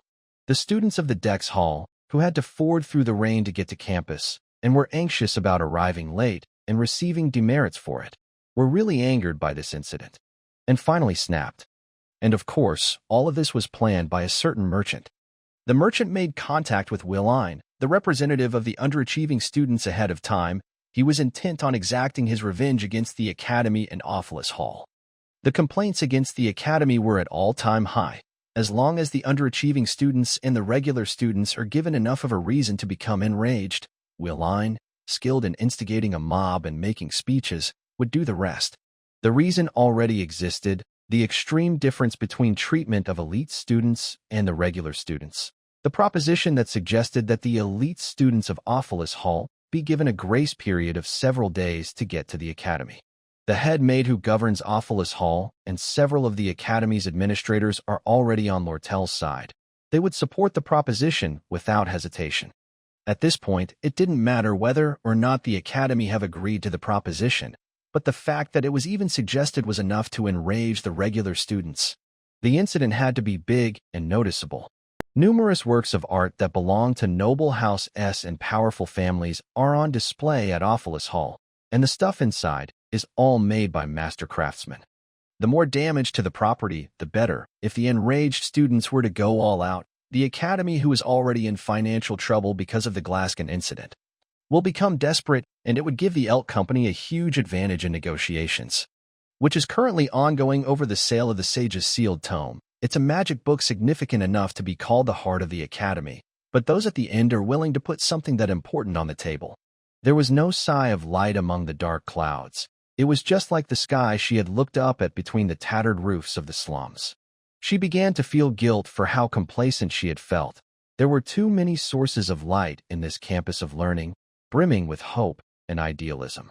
But all it did was shine a light on just how much darkness had seeped into her while she had lived in it. The countless schemes on her table was the proof, the traces of someone who never revealed their true thoughts and always sought to trick others and suspect them. She had changed in order to adapt and survive, but that didn't change the darkness rooted inside of her. And so, she sought out others like herself. Because even at this academy, it was possible that someone would approve of the efforts made by a nasty sewer rat. As long as she leaned against this futile hope, her nature would never change, as she comments, how lonely it is. In order to survive this reality, Lortel always used the same strategy. She was always the one covering up the grim truth behind the stage. And the name for such a person was the mastermind. Students outside the hall shout and chant about their oppression, that they won't take it any longer. In the original novel, the occupation of the Ophilus Hall has to be stopped by the protagonist.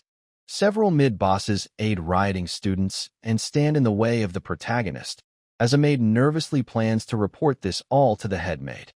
Decoy Tot, the mid-boss of the first floor, he was the one who made fun of Taylor for failing his class, and was easily won over by Lortel after being defeated against Taylor and his friends. His role is to take care of the new maid who guards the first floor, and also to open the door of the Ophilus Hall, and allows the students to rush inside, as all the students goes in to let their voices be heard. Standing in the way of the protagonist and his friends once the other students get inside is the role of Decoy Tot, mid-boss of the first phase of Act 2. As Willine asks if he is the one Lortel recruited, and the guy removes his hood, saying that he is in charge of guarding the first floor. And it turns out to be Ed, while technically this role was supposed to go to Tot. So how did he end up becoming a mid-boss? He questions. And to explain how he ended up here, he has to go back to what happened 2 days ago. We get to see his combat skills details, with his specialty being archery, and he seems to be tracking a small animal. And with this, Ed is once again reminded how poor talent he has when it comes to combat skills. He has been forcing himself to use a bow whenever he goes hunting, but even after a whole semester and half of the break, his archery skill haven't improved much. But more importantly, these days, various guests have been stopping by more regularly than before, as we see Maya and Zix both greet Ed. It feels as if more and more people are finding out that he lives in the northern forests, in a cabin by himself. And in any case, among his regular visitors, there are 3 noteworthy individuals. Guest number 1 is a genius mage who visits at random. Lucy is quite excited seeing that he has a door and asks Ed to create a back door as well, and also, if he is going to build a chimney as well. But Ed kicks her out from the window, but she pops up again, once again asking bunch of stuff and questions to him in excitement, making Ed think that guest number 1 is hard to control. But Ed actually welcomes guest number 2, who is Janica, and has brought him some eggs, as Belle told her that Ed would be happy if she brought him some. She is the top of the second-year class and quite a talented elementalist. She also helps him with his laundry, saying that if he adds salt water to it, it gets nice and white, which her parents used to do as well. And Ed thinks that since he told her that she can come whenever she wants, she really started coming by every day and would chat with the spirits or help him with a few chores here and there. And he is also extremely grateful to her. And he also compliments her by telling her that she is the best, causing her to turn away and blush, which confuses Ed of her behavior. Janica then asks him, how often does Lucy visits his camp, with Ed thinking that while she seems easy to read, sometimes he really doesn't understand her. And the main reason that he brought this up is guest number 3, as she tells him that he looks quite busy. And we see it's Lortel, who seems to have been waiting for him. And she asks Ed that she needs his help. She is the mastermind behind the incidents in Act 2 of the game. She was most likely recruiting useful individuals for her Awfulest Hall occupation plot. But Ed really doesn't want to get involved, so he decided to reject her offer, no matter what. But Lortel tells Ed that she really didn't want to go this far. And as Ed thinks that if he just stay out of it, everything will go according to story, Lortel tells him that if only Tot hadn't fainted, which shocks Ed. As he wonders, why aren't things going according to the story, and he grabs Lortel, asking, why would he faint? And to tell him everything. Ed remembers that Tot was supposed to pick a fight with Taylor and get beaten up just enough by Taylor. And his next line was, that Taylor is nothing but an insect who is even worse than Ed Rothstaler. And it causes Zix to immediately punch him right on the ground in anger. Lortel also tells Ed that Elvira said she never saw Zix this angry before, though it was unclear whether he was defending Taylor or Ed. So, she cannot really put her trust into someone so temperamental. And so the favor she is asking him off is simple. Elris will give him the key to Awfulest Hall. He has to get inside and keep out of sight. But Ed continues the rest, that when the underachieving students come rushing in, he just have to open the door for them. And Lortel replies that if it was this easy, anyone would have done it. She may be offering a lot of money, but there is no guarantee that they won't squeal things during the investigation after everything is over. And if things were to come out that she was behind it, things would be bad for he. So she cannot trust just anyone with this, and Ed realizes that she came to him because of his poor reputation. She tries to instigate him, saying if he doesn't want revenge against the Academy, since he was kicked out of the Awfulest Hall. And Ed replies that he is not interested in revenge, but he is still willing to listen to her offer. She offers him 20 gold coins, and he immediately accepts, thinking that he just have to play it loose, and before the story gets derailed, he just have to set it straight. Now a day before the incident, Awfulest Halls happens before the battle for the Sage's sealed tome. It is Lortel's scheme to drive the Academy finances into corner, meaning it leads to next chapter of the game. According to the game's plot, Lortel's plan succeeds, and she creates her own company within the Academy for profit, which serves to hold Princess Phenia and the Student Council in check. The idealistic Student Council against the pragmatic company. The important thing here is that whoever Taylor sides with will win.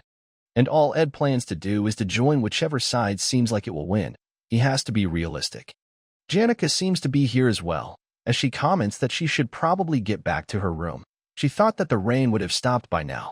She tells Ed that it must be hard on him, as while she can visit and feel like camping on a trip, he has to stay out here even when it rains, and Ed replies that it's not bad once you get used to it. From this, Janica says that she needs to get her things from Awfulest Hall as well. She has to get rid of a lot of things, since Dex Hall is smaller than she expected. And so, she asks Ed to tell her if he needs anything, since he might need a lot of things, and he agrees. Janica continues that she got extra blankets and all that stuff she can give to him. She keeps on chattering like this about all the stuff she would like to give to him, and Ed smiles hearing that. And he finally replies that it sounds good. So Janica excitedly says that she would bring it over once the semester starts, and she leaves Awfulus Hall. She then notices Lucy and asks if she is always like that, and Ed replies, "It's sometimes." The ridiculous power that Lucy possesses certainly comes with a price. She has been running away from her fate with the excuse that she is too lazy. And it's been years since she has turned her back on her fate. But on a rainy day like this, even someone as carefree as her is forced to reflect on her decision. And so, Ed tells Janica that she acts like this when it rains, so she shouldn't worry and just ignore, and she gets happy hearing that Ed is really indifferent when it comes to Lucy. He then calls out to Janica to tell her something, as he remembers that she is still staying at the Awfulus Hall. As once the occupation begins, numerous ward spells are activated, trapping all the students in their room. Someone like her can easily make it out, but still. And so, he tells Janica that he has a favor to ask, and she asks, "What is it?" And Ed tells her that tomorrow around 9 at night. Can she come to the rose garden in front of the Awfulus Hall? Hearing which shocks her, and she blushes heavily, and Ed tells her that he would explain it further when he would see her there, as he cannot think of any way to explain it. So he wants to get Janica out of the hall, just in case, somewhere not too far, and somewhere she would stay dry from rain. She quickly stands up and leaves while blushing and saying that she will be on her way, getting Ed confused. Ed sighs, knowing that the rain won't stop until the first day of the semester, and he would be able to see the clear skies then. And after that, the forest will begin to smell like fall. The long break is about to end. Now on the day of the incident, at 9 p.m., we see Zix training, saying that he needs to stop getting swept by his anger, and he didn't thought that Elka would get so upset with him. And when he finishes up, he notices something outside of his window. And it's Ed, who seems to be going towards the Awfulus Hall. He meets up with a maid and asks, "Where are the other maids?" And she replies that only a minimum number of them are still working. The rest are gathered in the meeting room. The head maid has summoned them all with the excuse of an important announcement. The plan is to lock the door and trap them inside.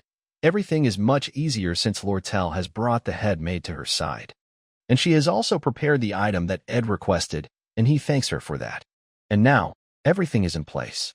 And the occupation of Awfulus Hall has begun, as we see many students rushing towards it.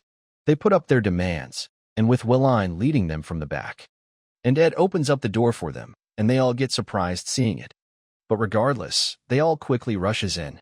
And we get to the current scene, where Willine has realized that the one Lortel has recruited is Ed. Ed clears his throat and tells Willine that he agrees with all that he said, and while he has enjoyed Awfulus Hall as well, but now since he is kicked out, he can finally realize how privileged he was.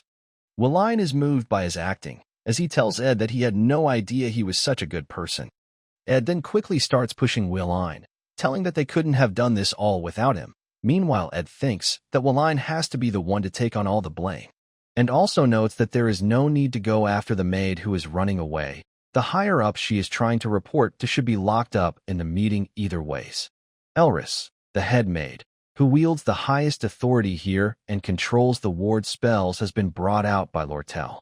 And the spells that are supposed to protect the students actually locks them in the room, as they start to panic and wonders what is going on outside. Ed notes that it's all going according to the story now. And now someone arrives, saying that things have started out flashier than they thought. And it's just as she thought, saying that she knew she can trust Ed, and seeing her, Ed thinks, now the mastermind behind all this takes the stage. Lortel comments that even her socks got drenched, and expresses her hate for rain. And Ed asks she was watching from the outside. She replies that they would have to be quick and get things going before the academy staff begin to intervene. It would be over then, and Ed wishes her luck. But she suddenly stops and says that while it might like a strange question, she asks Ed if he has ever killed anyone. Ed thinks a bit and replies he haven't. Hearing which, she chuckles and says that she haven't either. But she has done a lot of things that are almost as bad because she needed to survive. In order to survive, she ruined the lives of others, and in order to avoid getting stabbed in the back, she did so first. She told herself that it was all inevitable, that her actions were justified, but really, it was all an excuse. That was how Lortel came to be called the Golden Daughter. She knows better than anyone else that she has no right to be pitted. And so, she keeps searching for others like her, as she asks Ed, would he pity someone like her? Loneliness is a feeling that can come to anyone, regardless of whether they are good or bad. In order to escape it, one must find others rolling around in the same mud pit. Only when they find someone to be at their side, even in the deepest of pits, can they find salvation. And so, Ed declines any pity for her, saying that she need to take responsibility for her actions, and he believes that he is not that someone who is in the same mud pit as her.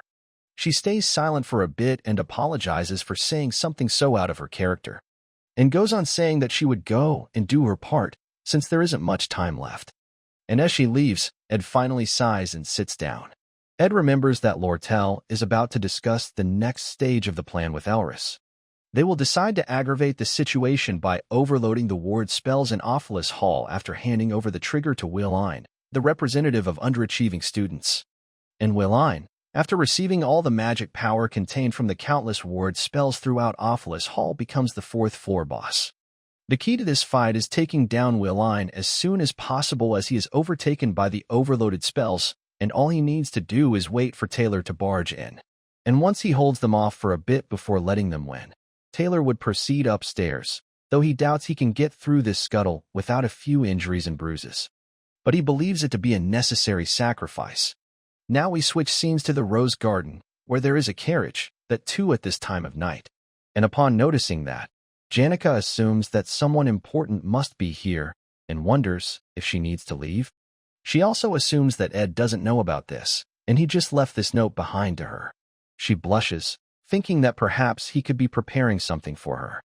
For her, the golden carriage didn't matter. The girl was not going to leave the Rose Garden, no matter what. She had hardly slept the past 3 days, trying to imagine what the boy wanted to discuss, though she felt guilty about it. Janica had continuously heard about how Ed was doing from Marilda. Lucy wasn't the only one. Princess Phenia, Belmaya, Zix, and even Lortel were sighted leaving for Ed's camp. And the fact that most of them were girls made things worse. And so, Janica decided to wait, no matter how long it took. Janica then touches her clip, thinking that perhaps she shouldn't have worn this persimmon flower clip, and a Cosmos one would have been better. And so, she thinks to maybe run upstairs quickly, as she decided to wait for Ed after swapping out her hair clip. And so, she also started to head towards Ophelis Hall. Meanwhile, we see our main cast arriving with Taylor asking if charging into Ophelis Hall is the right decision, and Elvira replies if Taylor has any idea how expensive all the medicinal herbs she hung to dry in her room are. Taylor asks if it would not be better to let Academy handle this, and Elvira replies that if she don't put the preservation spell on it, their properties will change, and the thinnest difference can affect her experiment by a huge amount. He asks Ayla to try and stop her, and Ayla replies to perhaps let her be, since she is a top student from the alchemy department, so she is sure that she can take care of herself. And Taylor replies that it's the underachieving students who will be in trouble, not Elvira. She starts throwing reagents left and right without thinking of repercussions. And so, Ayla also tries to stop her, but she pulls them and tells them to come with her to her room at 4th floor, and Ayla asks if they come to her room, she won't do anything then, right? And Elvira agrees, saying that she just needs her herbs. And so, she kicks open the door, saying that they would charge in through no matter how is standing in their way. And upon opening the gate, they are quite shocked, as it's Ed who is standing in their way. Taylor asks him, what is he doing at the Ophelis Hall? And Elvira, upon looking around, notes that other students have passed through, the furniture has been upturned, and that Ed got his back to the stairs. Elvira steps in, saying that it's quite interesting, as she didn't expected this, and that he is planning to stop them, isn't he? And Ed apologizes, while saying that they cannot get past this point. Elvira smirks, calling it funny, asking if he has any way of stopping her. She has heard from Six that his magic skills are quite good. But in the end, he is just a second-year student who can cast nothing but basic magic. While they got a pretty talented sword fighter, and a mage with at least average skills for a first year, as well as an alchemist who is at the top of her class. So she believes that they are at a clear advantage. Taylor asks Ed, why is he doing that? And what is going on upstairs? But Ed doesn't say anything, and so Taylor rushes at him to attack, to force Ed to talk. Ed first throws a chair in between to intercept the attack, and Elvira notes that judging by the flow of mana, he is using beginner's magic, As a mage who is weak in melee combat, he would most likely go after Taylor. But much to her shock, Ed suddenly lifts his hand upwards instead, and uses the wind slash on the chandelier up on the ceiling, causing it to fall on Taylor. And it causes Taylor to get pushed back.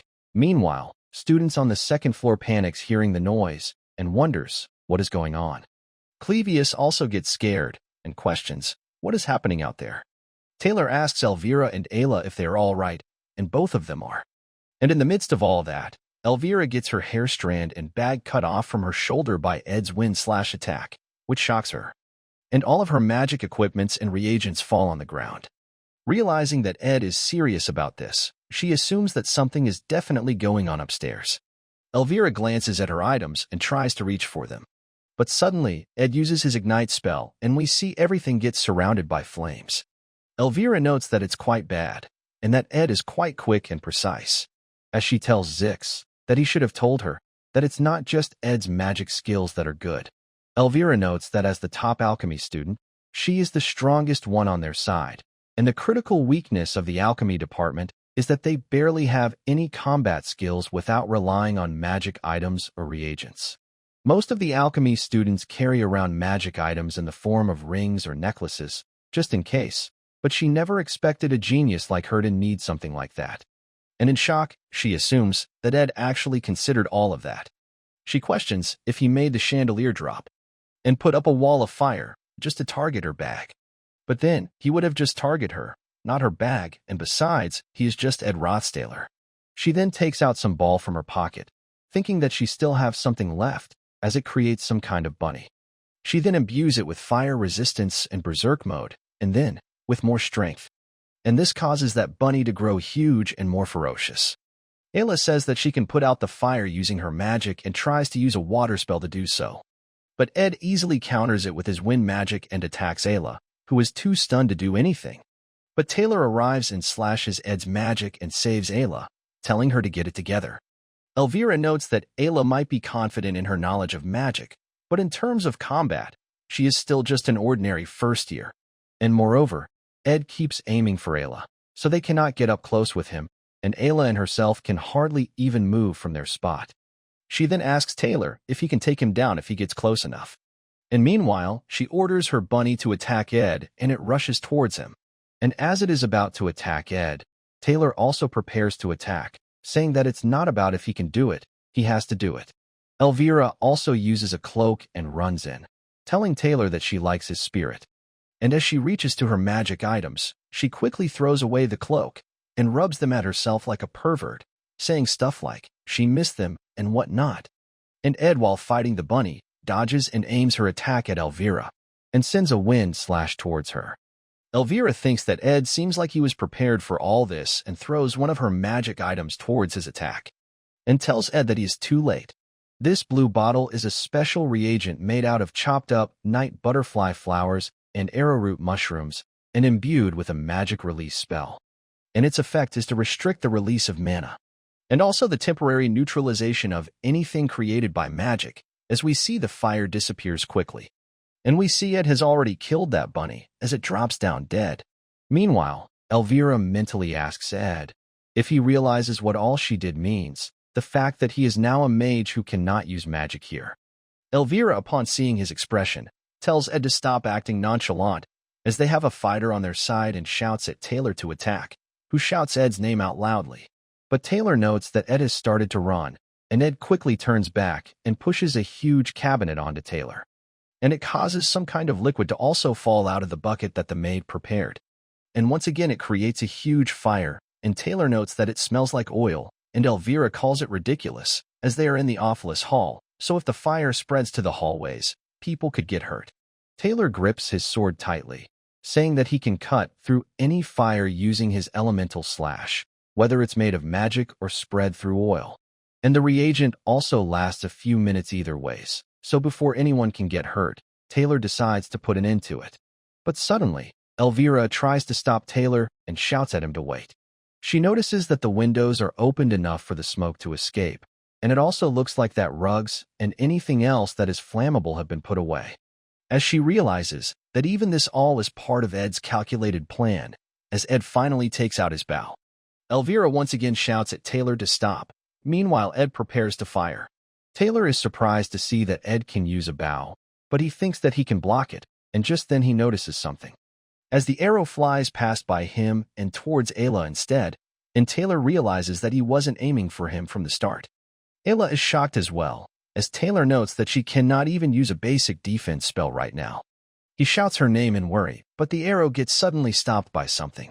And we see it's Elvira, who used one of her magic items to do so, noting that it was quite close. She used something called claw fingers, which allows the user to pull any small item towards themselves, no matter how far it is, as long as it's in sight. But suddenly, Elvira notes that the arrow has a ball of barrack in place of an arrowhead, and realizes that Ed was going easy on them. She again tells Taylor to watch out, believing that Ed still has something up his sleeve. And we see Ed blocks Taylor's strike with his bow. Suddenly, a huge noise comes from the second floor. And it's Act 2 of the occupation of the Awfulest Hall. Second floor boss, Creepy Clevius, escaped. And so, Ed relaxes and thinks, finally he can let go. And so, he stops defending and takes the strike head on, causing him to get sent flying. And Elvira is quite shocked by his actions, as she wonders what the hell happened. Taylor grabs Ed's collar, calling it ridiculous, and says that there has to be a reason for him to go this far. Elvira is quite annoyed, and hate it all, as she feels like they were all just playing along exactly the way Ed wanted them to, the whole fight. And if he had really intended to stop them, he would have ambushed them by dropping the chandelier without showing himself. But he was sitting here, waiting for them. And during the fight, he showed no hesitation or lack of experience. So, Elvira feels that something is definitely off, while Ed asks Taylor if he is done with this. And if he is, then he should stop yapping and get upstairs already. And they area all quite stunned by this, as Taylor says that Ed was just fighting so hard to stop them, yet he is saying this now. Elvira steps forward, asking Ed, why did he went easy on them? And Ayla asks Elvira, what does she mean? And Taylor is surprised to know that as well. Elvira is no mood to let this question go, as she again asks him, why did he go easy on them? And we see both of them having a stare down. But suddenly, the gate opens. The persimmon flower clip was what the girl decided on after endlessly contemplating over her choices. No one could possibly mock her innocent devotion, even if it was all a misunderstanding. She was free to imagine whatever she wanted. But the gap between those happy dreams and harsh reality is sometimes very cruel. The boy she imagined to appear at the gazebo, dressed up nicely, was on his back, covered in blood, after getting ambushed by villains, as Ed takes notice of her as well. And we see Janika's expression turns murderous as she asks them, what are they doing? Janika felt something out of place, thinking that Ed might have gotten himself swept in an unexpected situation. But knowing his simple lifestyle, and the way he acted during the Glaskin hunt, regardless of big or small, he made her believe that he would figure a way out of any problem. But when Janika got poked in her this naive way of thinking, she started to reflect on that thought about Ed she had. And despite her telling him that she would help him no matter what, Ed never asked for her help. The reason he lured Janika outside the hall, and even write a letter to her, and the reason why he fought alone, it was all to keep Janika outside of the battlefield, since she already got several punishments due to the Glaskin incident. And while Janika don't know what exactly happened, she does think that Ed was considerate towards her, so she wouldn't get caught up in this. And while she was busy worrying how she looked, he was fighting alone, causing her to get pissed even more. And with her expression filled with deep anger, she asks them, what are they doing? Taylor doesn't understand why she's pissed, and tries to tell Janika about the current Awfulest Hall situation instead.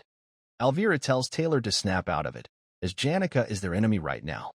But Janika tells them all that she is not at all curious about whatever is going on. Ed shouts out her name to try and stop her, but she simply smiles, telling him that it's okay. Everyone else is left stunned and shocked by seeing the scene happening right in front of them. As Janika has summoned shit tons of spirits by her side with her set on destroying everyone who hurt Ed. She asks Ed to give her just 1 minute. It would be all over. Elvira is sweating hard, seeing how Janika summoned intermediate-grade spirits of all 4 elements, not to mention many lower-ranking ones as well, which is practically a small army. Hence, she tries to tell Taylor to get out of here, since they cannot possibly get through Janika, especially when they lost against the fallen noble. And now they are up against the top student among the second years of the whole Faculty of Magic. Janica starts attacking them, though they barely dodges. Elvira tries to convince Taylor to accept reality and run. And while he don't disagree with her, Ed's actions made him realize that something is wrong about this takeover of Awfulest Hall. And because there is a chance of students getting hurt because of it, he aims his blade at Janica. This action of his made it clear that he would live the life of a hero. But this time, Ed pulls him with his collar and drags him back, saying that he should leave when he is telling him to. This also causes him to barely able to dodge the attack by one of Janica's spirits. Ed tells them all that he would take care of Janica, so they all should go to second floor as they planned previously. Isla is confused with his action, since he previously stopped them and now wants them to move up, and Ed replies that he has changed his mind, so they should go quickly. Elvira keeps being a bitch, questioning how is he going to stop those spirits, especially while being covered in scars like that. But he smacks her on the head, while apologizing for tearing up her bag. While she questions Ed for ordering her around, she decides to do what he is saying for now. And they all quickly leave, leaving Ed alone with Janica. Janica still plans to attack them, but suddenly her eye widens in surprise. As she sees Ed walking towards her, she tries telling him to move aside, as she would handle the rest. He can explain all the things later, but she first wants to wrap this all up and get him treated. But calmly calls out her name, and starts to lift up his arm towards her, again surprising her, as he tells her that he is fine. So she should tone it down a little now. And seeing Ed having his hands on her shoulders and up close with her like this, causes her to blush hard. She gets flustered, and tries telling him that he got his hands on her shoulders, but Ed requests her to send the spirits away, as he is barely standing right now, in which she quickly realizes it as well, and apologizes for her stupid actions. Everyone is really shocked seeing that Ed was really able to stop her, as he signals them to go on quickly. And right after that, he falls on the ground, thinking that there is not much time left, while Janica worriedly calls out his name. A bit later, and Janica scolds Ed for again doing something dangerous and not telling her, but he replies that the situation didn't allow him to do that, but he promises to tell her next time. She also found them all being too excessive since they beat Ed up too much, and while she is not sure what happened, she plans to be angry at them next time they meet. But regardless, she tells Ed to make a promise with her to not get hurt again like this, and he thanks her for worrying about him. He starts to get up, thinking that while his plan gone a bit astray, he did his job as the first floor boss and can now focus on his camp. But just then, Janica informs him that she saw a huge carriage while she was waiting at the rose garden, and while she couldn't see it clearly since it rushed past her, it was shaped like a golden crown. Ed quickly remembers that it's the symbol of the leader of Elt Merchant Association, Lortel's adoptive father, and the one who killed her biological father, the fake boss who will disappear after losing to Lortel. In the struggle of the second act's last episode, Sage's sealed grimoire, Golden King Elt. But the fact that he came to Academy earlier than expected, Ed realizes something is going on in the story outside the scope of his knowledge. We see someone standing in the window at the hall and watching the carriage. And it turns out to be Lortel, who tells Alice that she was just dumped right now by that evil and mean-looking guy, Ed. She replies that she didn't thought he was her type, and Lortel replies that his looks aren't bad, but it's not what she meant. She got the same feeling from him as she did with her. She tells Alice about the question she asked Ed, and how he dumped her without mercy. And while glancing at Alice, she tells her how people like them get used to hearing stuff like that all of their lives. Alice was the chief maid of Awfulest Hall, someone who has been working here for over 20 years. She started as an apprentice at the age of 15, and eventually proved herself to be capable of becoming the manger of Awfulest Hall. And this is where most of Lortel's investment went. She tried to bend Alice out of her uprightness, the losses from which burned a hole in the financial ledgers. But Lortel still didn't thought of it as a waste, telling Alice that she is lucky to have her by her side. She thought she found someone of her own kind, someone who would abandon their life's rigid beliefs just for some gold coins. And only by meeting such people could she break free from her solitude. Probably because she was in the ghettos of the slums, or the parades of merchants who risked their lives for a single gold coin, she lived a life where if she didn't stab someone first, she would be the one getting stabbed. But regardless of her sad past that pushed her into this predicament, she is still an evil character as she starts explaining the plans to destroy Awfulest Hall to Alice. She is clearly a hidden villain in the end. Now while walking along the hallway, she tells Alice all of her further plans, but Alice sighs. telling Lortel that while they are on this topic, she wants to inform her of something. Lortel, such a poor and pitiful human, for someone at her age, she has never even loved someone, or had someone she could consider family, causing her to be alone even in her death, as Alice tells her that she is not exactly of her kind, while pointing the sword right at her neck. We switch scenes to Taylor's party, who seems to have already overpowered Clebius, who was running from them, and forced him into their party. He was the second-floor boss. The maid, Kelly, then tried to stop them at the third floor, but without her twin sister, she was quickly defeated. They didn't question why only one of the twin was there, and things went smooth for them, and they reached their destination, fourth floor. From the start, the only floor that was a tough challenge for them was the first floor. Suddenly, Elvira hears some screaming, and we see many students seems to be running away, crying for help. And we see it's from Will Lane, who is the hostage to defense magic, and thus the boss of the fourth floor, and he tries to call out for help as he is stuck in the defense magic. The self-defense magic formulas were carved all over the Ophilus building to protect the students from outside invaders. But the scene in front was like handing over a loaded weapon to a child. Taylor is barely able to block that attack, as everyone else tries to run away. This battle causes the whole Ophilus hall to shake, and students who were locked inside their room starts to panic. They realize that things have gone too far, and so they jump out of their dorm rooms in order to make an escape for themselves. Back to the fight, Taylor asks Elvira if she don't have any more night butterfly reagent, and she replies that it only distorts the magic of the caster, but the runes have already been carved, so it's useless against it. But she still takes something out, angerweed reagent, with which she is able to at least block all basic magic within this corridor. She notes that all of Willane's attack are of assisting magic, which might have lots of quantity, but she can still handle its force, so she kicks Clebius and Taylor out to knock out Willane instead. They both dodges the incoming attacks and quickly closes the distance between them. And Willane starts crying, saying that he will finally be free, as we see their attack causing an explosion in the building. We switch scenes to Ed and Janica, who asks Ed, what is he doing, and if he keeps pushing himself, it would open up his wounds again. But he tells her that it's not a big deal, since most of it isn't his blood, though she still believes that he is going really far. And as he spies on their carriage, Ed finds it really plain. Though one might think, this take is nonsense based on its outer appearance, but considering the man inside, one cannot help but call the carriage plain. Golden King, Elt.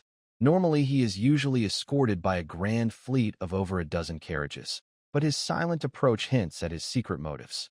He is Lortel's adoptive father, and of the fake boss who later gets backstabbed by Lortel and exists the stage, so he shouldn't be at the academy right now.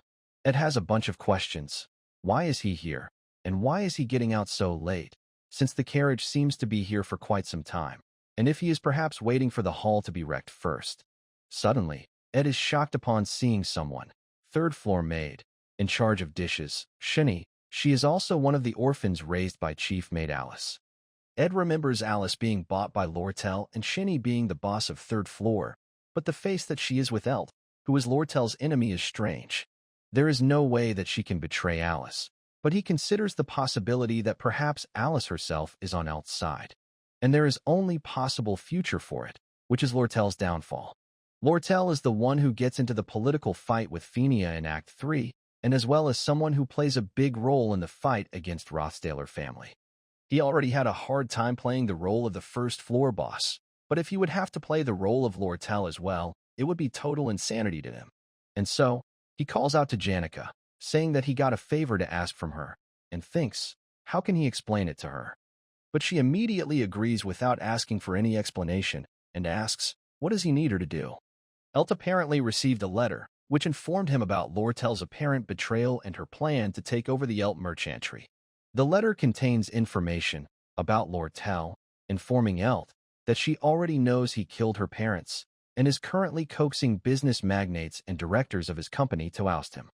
And the negotiations to purchase the Sage's Grimoire was also a way to lure him out to Sylvania Academy and to strike him so he cannot react in time to the crisis back at the headquarters. Certain factor led to the person who wrote this letter to find out the truth, and now they are holding the confidential document that can prove Lortel's plot. But since nothing in this world is free, and since Lortel already offered her huge amount, unless she is offered more, she will side with Lortel. Alice, the one who wrote this letter, is apparently losing her sight due to an accident and almost losing all of her hearing. She is in a situation and the only person who knows about Lortel's plan. And so, depending on her actions, things can change dramatically for the better or worse.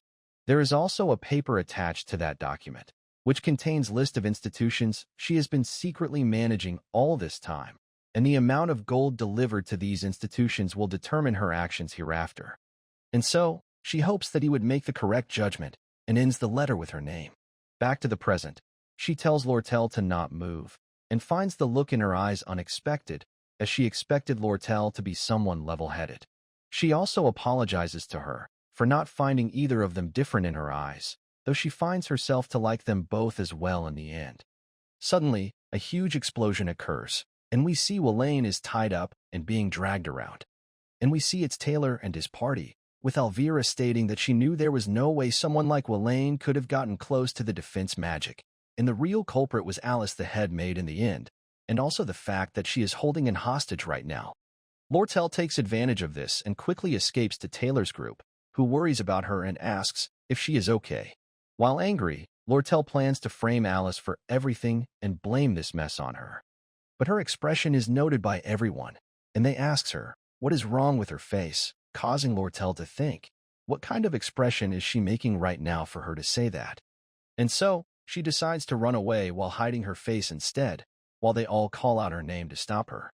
She knows Golden King Eld is coming, someone who doesn't even trust his own men, so he must have come here by himself. And since her plan to overthrow him is almost complete, he would be blamed for large-scale tampering with the account and damages caused. And luckily, he isn't at the headquarters right now, so all she needs to do is to get in touch with the officials.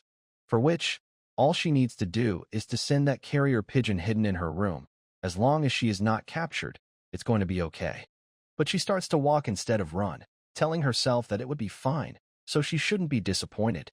Believing that there is no one around who understands her, and for the betrayal, she expected such a thing, and has gone through such things countless times already. And so, she thinks that getting her heart broken at this point shouldn't suit her at all. She thinks all this while crying and trembling.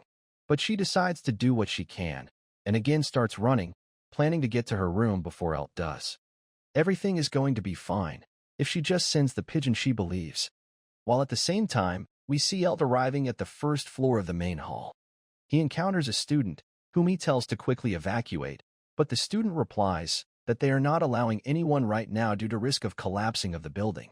And we see it's Ed, who doesn't plan anyone to get through here until the faculty and staff arrives. Elt asks if the academy gave him special instructions, and he replies he is acting on his own, since this academy basically has a shop system. Ed knows that there are 3 people right now who are aware of this story's flow. Lortel, who wants to oust Elt and take revenge for her childhood and empty the seat of the president. Elt, determined to thwart Lortel's plan and succeed in purchasing the sage's grimoire. And then Alice, who is using the 2, and the root cause of the twist in the story. While he don't know why she betrayed Lortel, she must be with her on the 5th floor, causing Ed to think to get there to get rid of Alice. But he knows, even if he don't go there, as per the scenario, Taylor's party will encounter her, so he is going to leave her in their hands. And he trusts them, because he has already confirmed their abilities. And so, he has to handle the matter here. As long as he can keep Elt here, events in the Awfulest Hall should continue as they should. And so, he starts his act of recognizing Elt, saying that he is sure there must be a reason for someone like him to be here. But he should talk to the academy first, and make sure that they treat him with the respect he deserves. Hearing this all, Elt gets angry and realizes that Ed is on Lortel's side. We go back to 10 minutes ago, and see Janica and Ed blowing up a hole in a wall. And it's the wall to Zig's room, to whom Ed asks, what is he doing inside his room, while everything outside is a mess, and he replies that he was just avoiding any rash actions, since it's not like a building falling on him will kill him. Causing Ed to wonder if it's the confidence of the strong. Zix gets up and asks Ed, why did he destroy the wall? Because it's going to be cold now when he sleeps. And looking at his body, Ed is reluctant to call him a mage. And upon noticing Janica with Ed, he greets her properly, since they didn't have the best interaction during the Glaskin incident, and she apologizes to him for that.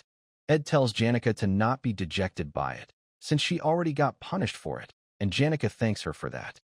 And seeing their interaction, he asks them if they too are dating, causing Janica to get flustered as she denies it quickly. She looks at Ed's expression to see his reaction and asks if it bothered him, and he replies it didn't, and calls it Zix's fault for asking such question, who quickly apologizes for that. He then again asks the reason for which they destroyed the wall to meet him, and Ed asks him to do a favor, which he plans on repaying him later. We go back to the scene where Ed was greeting Elt, and Janica and Zix were standing behind and hiding.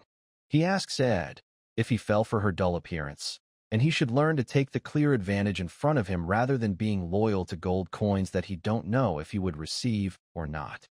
He tries to get Ed out of the way by telling how backstabbing Lortel is and offers him double the gold coin that she offered.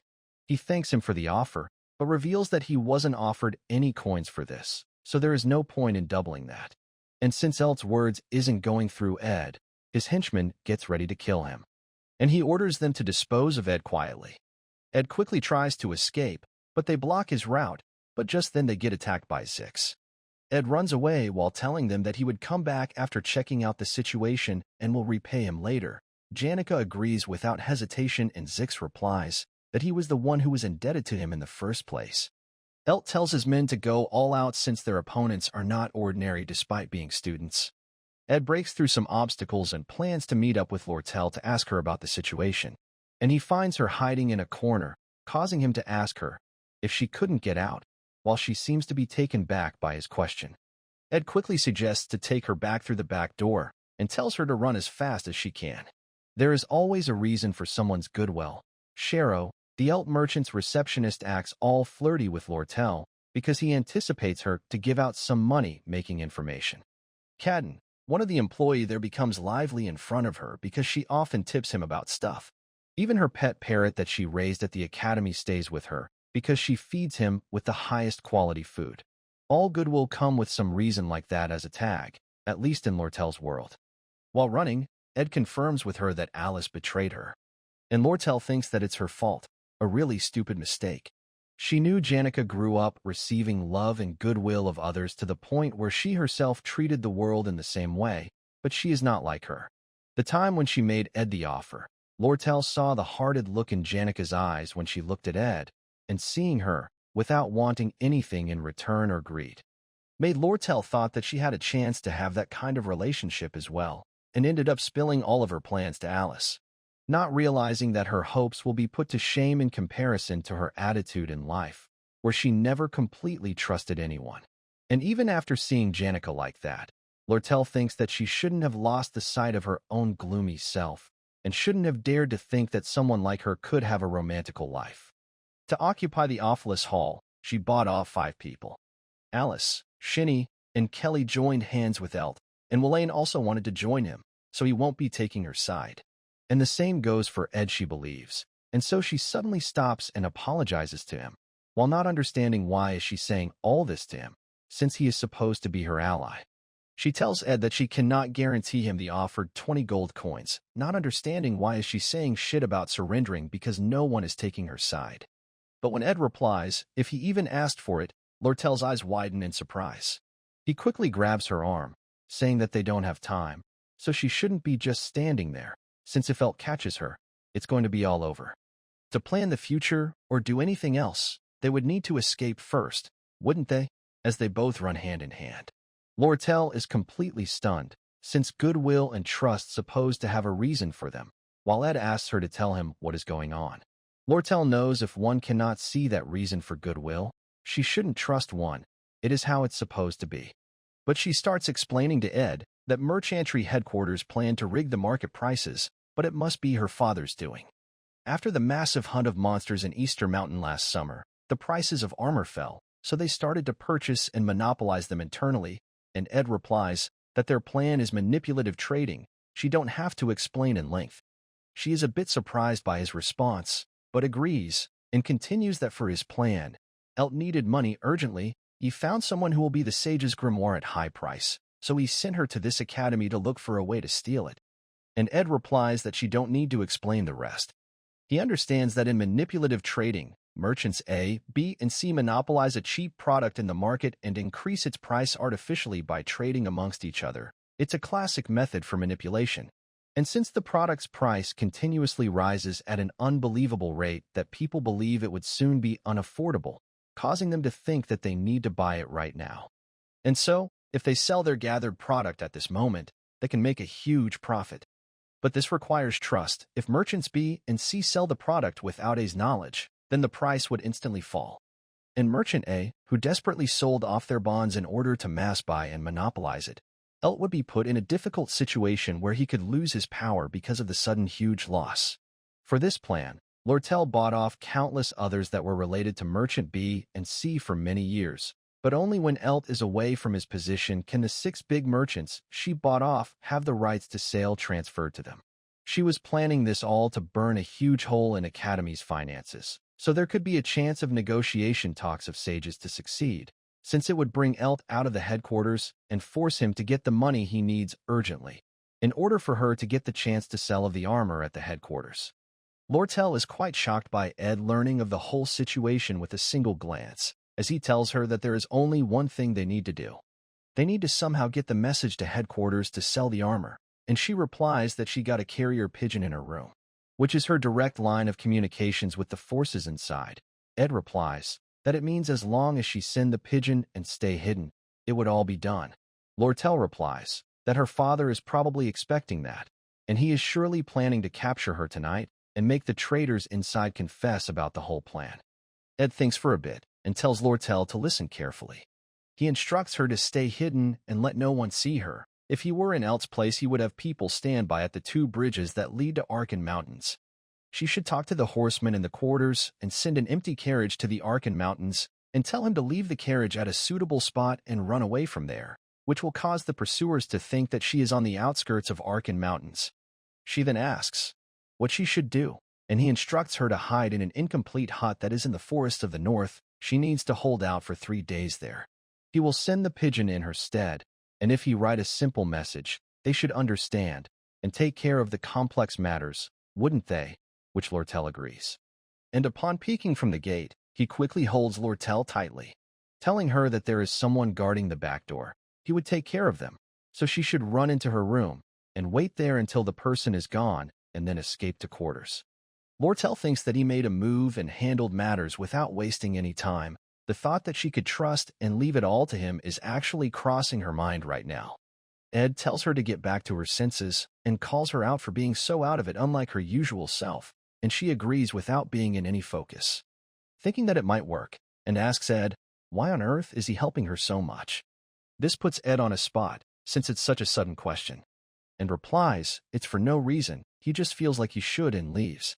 She drops down from all those feelings and surprises, and her heart starts to beat really fast. She notices a loud sound coming while she pants hard. She wonders if the sound is from the fight between Alice and Taylor and his friends, but rejects, realizing that it's coming from somewhere closer, and wonders if it's from a fight on the first floor. But rejects that as well, as she realizes it's from someplace even closer, a place from where she cannot believe it. As she finally realizes that it's the sound of her heartbeat as she blushes hard while having tears in her eyes.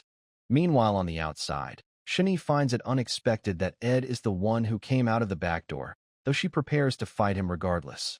Ed gets ready as well, saying, for the supposed last obstacle, she feels kind of bland, and thinks that this painstaking attempted takeover has finally reached its end. All of the Awfulest Hall runes went to the one with the command. The swordsman who could hold her own in front of the combat faculty students, and an intermediate magic faculty student, without flaws, Chief made Alice. But despite all that, she couldn't defeat Taylor. And that is because he is the main character. Now below the Awfulest Hall, we see Shani getting ready for her fight with Ed. And Ed, who is almost out of mana, and only have 2 or 3 basic spells left in him. Shani rushes off Ed into attack, and quickly closes the distance to end him in one strike. But Ed is able to dodge the attack, as he lifts his leg up, which was where she was aiming. He already knew that her first attack is definitely going to be a stab aiming for his leg, while she is surprised that Ed is able to dodge her attack like that. Ed already knows this pattern, and so he stops her sword by stepping on it, causing Shani to reach out for the hidden knives on her thighs. But he grabs them before she can and throws the whole strap away. She starts to get nervous, and Ed also knows the privilege of the twin sisters, blessed by the same start from the birth. As we see Shinny using the ability sharing and low-level telekinesis through it, the knife starts flying towards Ed, and some of them stabs him as well, which he doesn't dodge at all. Shinny smirks at first, but quickly realizes that Ed didn't dodge them on purpose. As we see, he didn't even flinch, as the borrowed abilities are not refined, so the wounds from the flying blades are not deep. He simply takes out the blades and throws them away, and also kicks her sword away from her hand. He starts to press down on her, telling her that this is it, as she screams in pain. She starts to cry, shouting that she cannot disappoint Miss Alice, and tells Ed to move away. But Ed tells her that Alice will lose, to which Shinny replies, "What does he even know about her? Does he know how much pain she has endured, what kind of battles she has fought, and how many orphans has she saved?" With Shinny being one of them as well, though Ed thinks that he really doesn't know much about her at all, because the story didn't go into too much depth about Alice's background. Shinny continues on that if it weren't for Alice, then she would have never be able to work a normal job like this, and never would have she been able to earn money for herself. In fact, she believes that she wouldn't even be alive if not for Alice. She keeps on telling Ed that he don't know anything about her, while we see a huge explosion occurs at the location of Alice and Taylor's fight. But Ed, even after knowing this story, still feels the same and tells Shinny that it's none of his business. She starts to cry, telling Ed that she would never forgive him for taking Lortel's side, and finally passes out. With Ed thinking that he sadly don't know any of the extra stories, what does she expect him to do something about he don't know? As there is already way too many stories that will never come to light. And if one is to compare all of the losses today with Alice's rescuing of orphans this whole time, and weigh the good and evil she has done, people who decide their course of actions based on such philosophies are the ones with lives worth living at the moment. But for Ed, his ultimate goal hasn't changed from when he first possessed this body, and that is to simply survive in this world. And now for incapacitating Shinny, Ed gets a new skill as a reward, which is something he cannot believe he hasn't got until now. He then breaks the window of a room and gets inside of it. He looks around and notices the luxurious wooden furniture and various decorations arranged as per necessity. The desk is piled up with papers and the books are arranged neatly in rows, which Ed believes is something that suits Lortel. He then finds the pigeon in her room and writes his message on the paper to sell all the products. And now the carrier pigeon flying its way through the rain in the night sky will come back with Elt's head.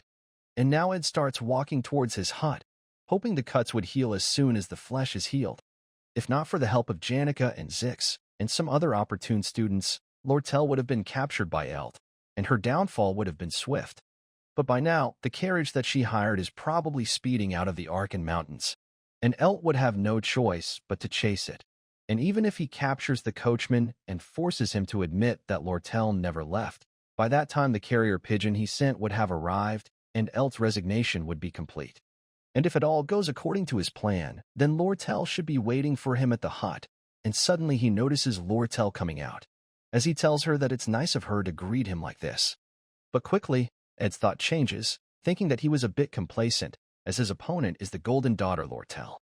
In this case, the only one who know that she is the secret mastermind are the 5 persons she bribed. Since Elt is gone, Alice has to rely on Lortel, and Shinny and Kelly will follow, and Welaine can be bought like before.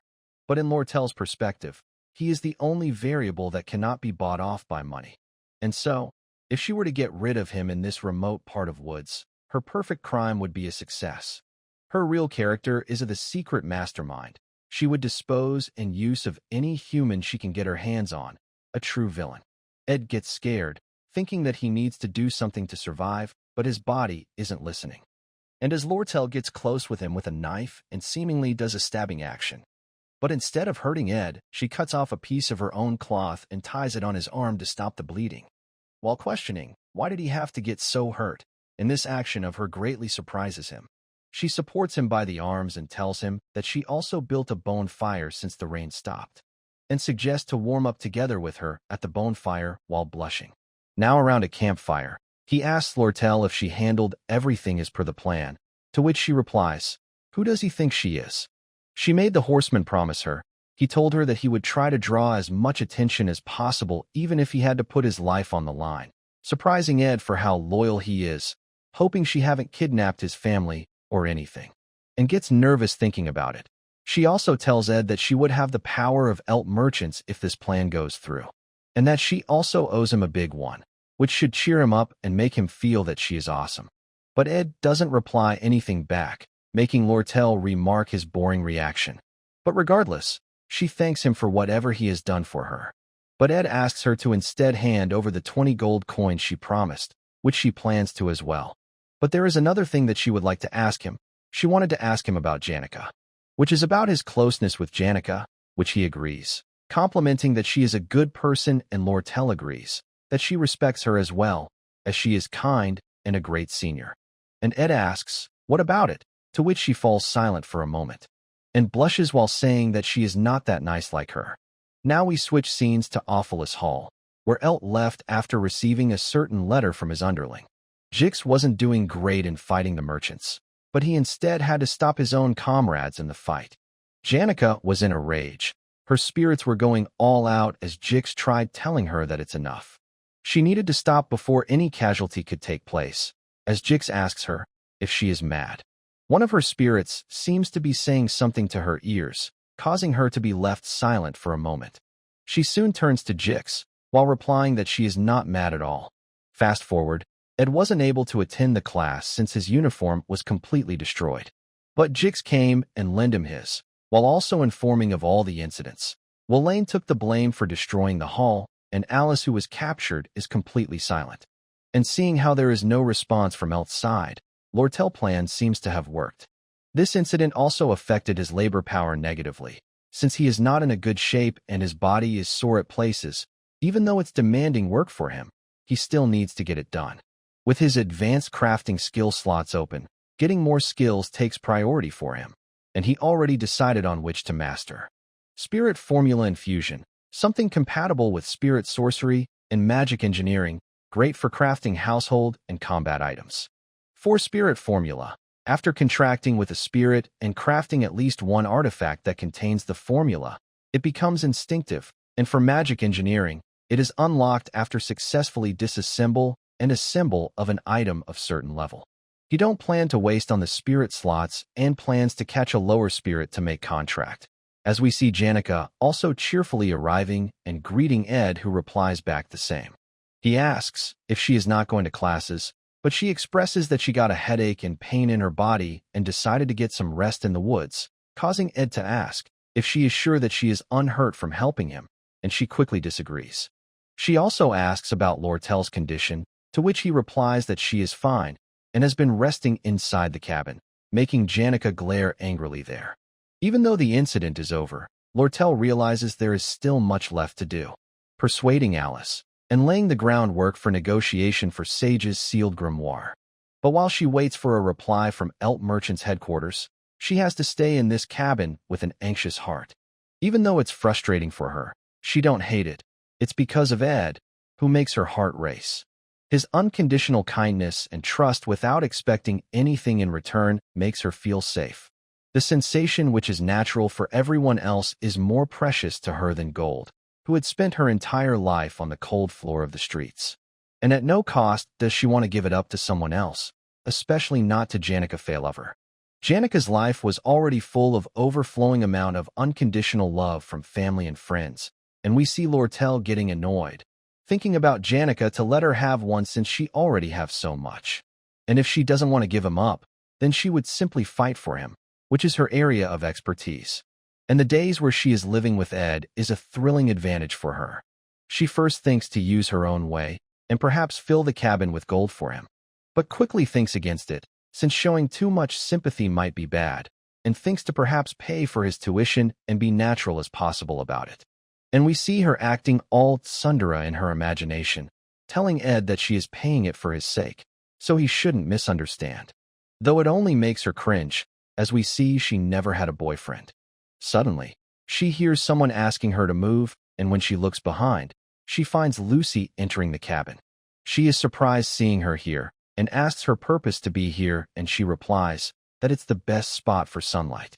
But Ed comes in and quickly picks her up, only for her to throw a tantrum as he throws her into a wooden shelter, asking Lortel if she woke up due to Lucy sneaking into the cabin, and asks her to go back to sleep again, To which Lortel comments that Lucy must come in often with a grumpy tone. But he tells her to just think of her as a natural disaster, but Lortel thinks of her as another rival instead. But she still believes that she got plenty of time to settle the score. Now we see Lortel's cabin life, morning of day 2. She cheerfully greets Ed, but instead of him, Janica comes along and greets her instead. And she starts talking to Ed afterward, leaving Lortel sighing. And contrary to her wishes, the time she can spend alone with Ed rarely came by. Switching to Ed, who finally makes bricks through his crafting, and it levels up as well. And with that, he is able to craft a fireplace as well in his cabin, which he couldn't build before due to the incident.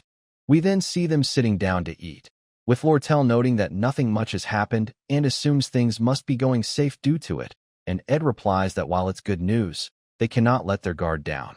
Which Lortel agrees with and also comments that there are tons of things left to do, such as giving him his compensation, and asks if he would like the gold or receive some goods instead.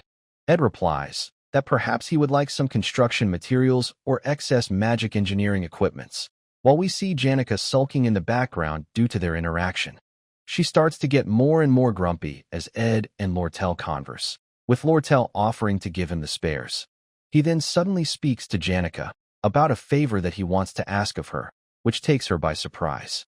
He asks her to help with learn some spirit magic, and that he wants to try contacting with at least a lower spirit. And she immediately agrees, saying that it would make him his teacher, and she would help him make a contact with an intermediate-level spirit in no time. She tries spirit connection first, and asks him to focus and tells the spirit to try talking to Ed. But the bird replies that Ed cannot, and he needs to improve his spirit connection to the point where he can hear them talk, while Ed can only hear faintly, though Janica believes he would improve quickly. The bird argues that Ed would have no time and recites his whole schedule and their weekly report meeting about Ed in front of him, saying that he cannot be distracted by other things as he needs to concentrate on his cabin construction.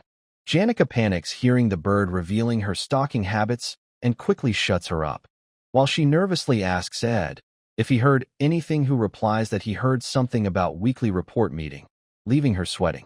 Lortel peeks behind him and asks if he is done talking, as Lortel tells that they have more leftover stock than expected, so she can give him a good amount, and Ed asks her to try and settle it with the promised 20 gold coin as much as possible. But she replies to not worry about it, as they are just dead asset, so she plans to give them away for free. But she quickly gets an idea and instead tells him to come to the Merchant Association once every 3 days. She would give him a large discount then, and they can have some tea as well. Janica asks her to give them away for free since Ed helped her so much, and she replies that she is a merchant, so she has to be professional.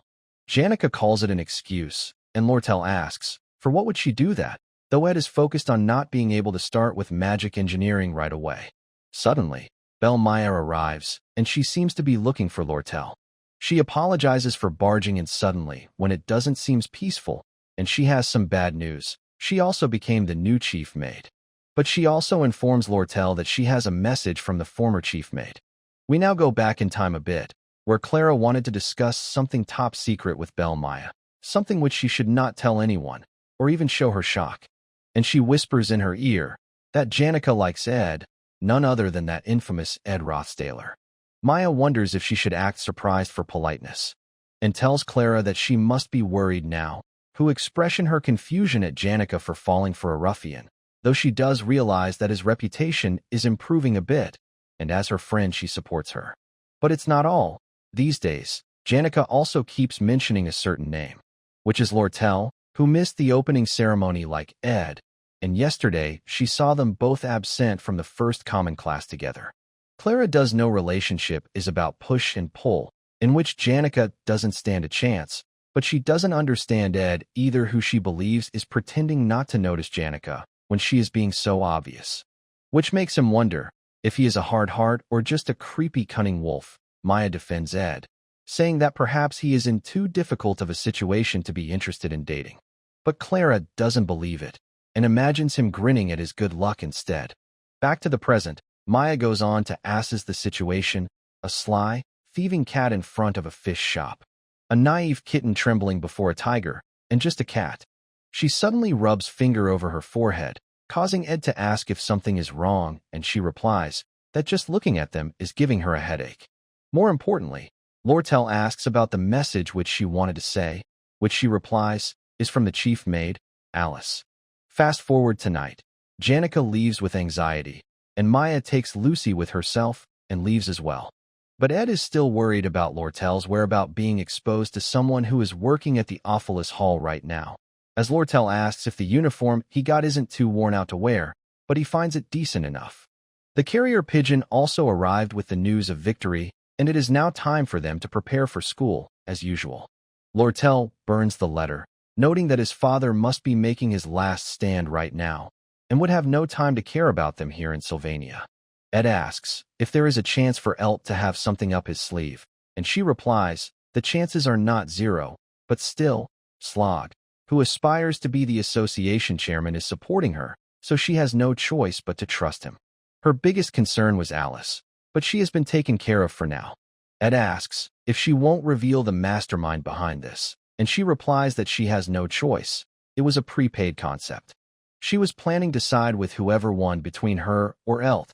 The document that Maya delivered was filled with the list of orphanages she sponsored and the maintenance cost for them. Alice worked tirelessly and her health deteriorated. But the academy ignored her complaints, and she eventually became unable to take responsibility for the orphanage.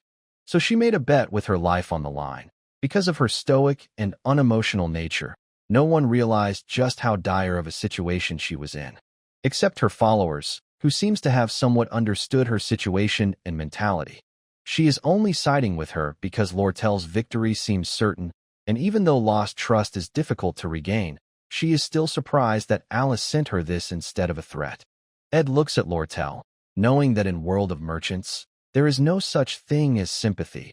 Making that mistake will make you treated as a fool, which Lortel should know better than anyone.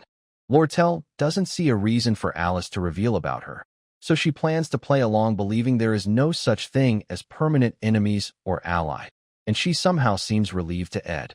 She also starts taking her leave, and asks to stop by Merchant Association branch to write the contract, which he agrees to.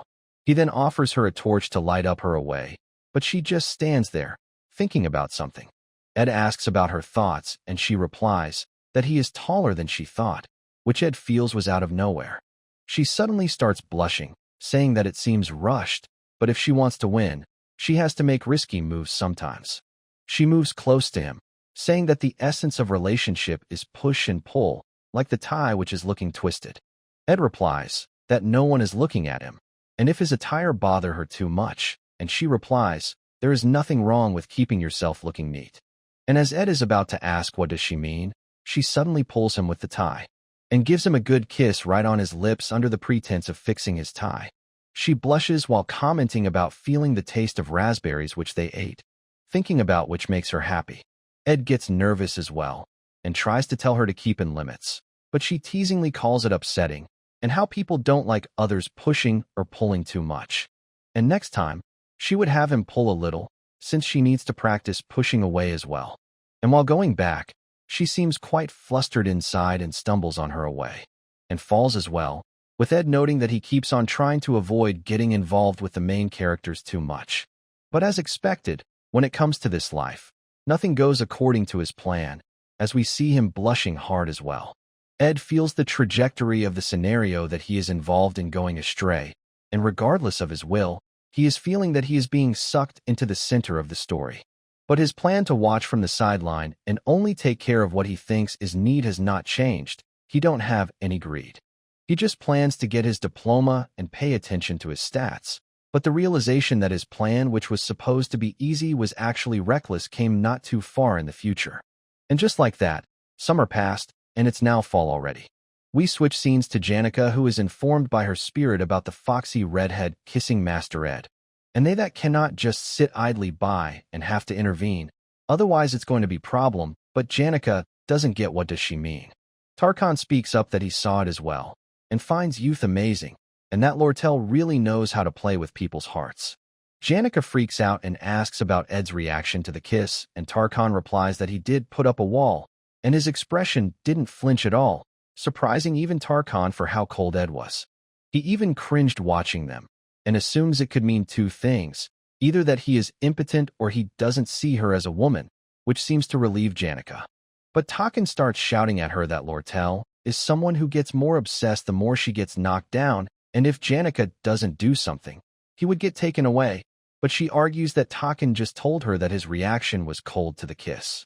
At this point, he starts to get dragged away by other spirits, as he tries to shout at Janica to do something and at least kiss him when they are alone, but the blue spirit tells her to not listen to his words, since she is most charming when she is herself.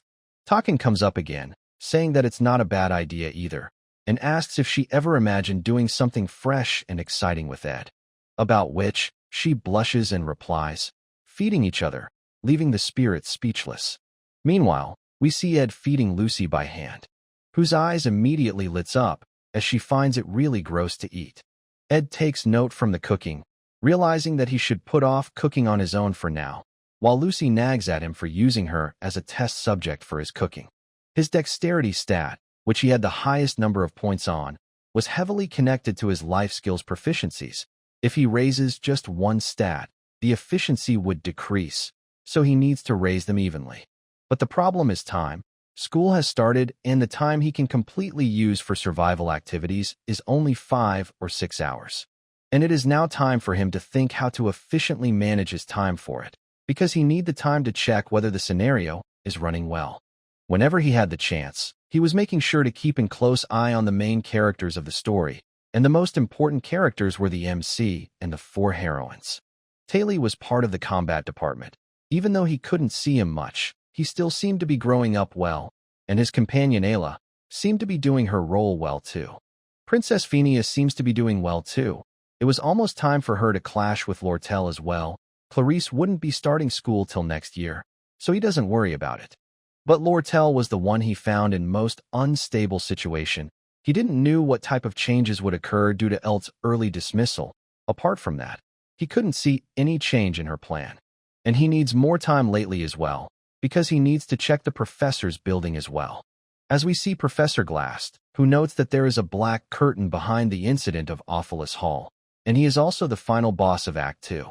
But what Professor Glast is thinking is actually the thought of Assistant Professor Claire Elfin. She apparently has good intuition. But he also tells her to not miss the important stuff, which is the thesis he asked her to find. His expression leaves her scared as she promises to find it by tomorrow.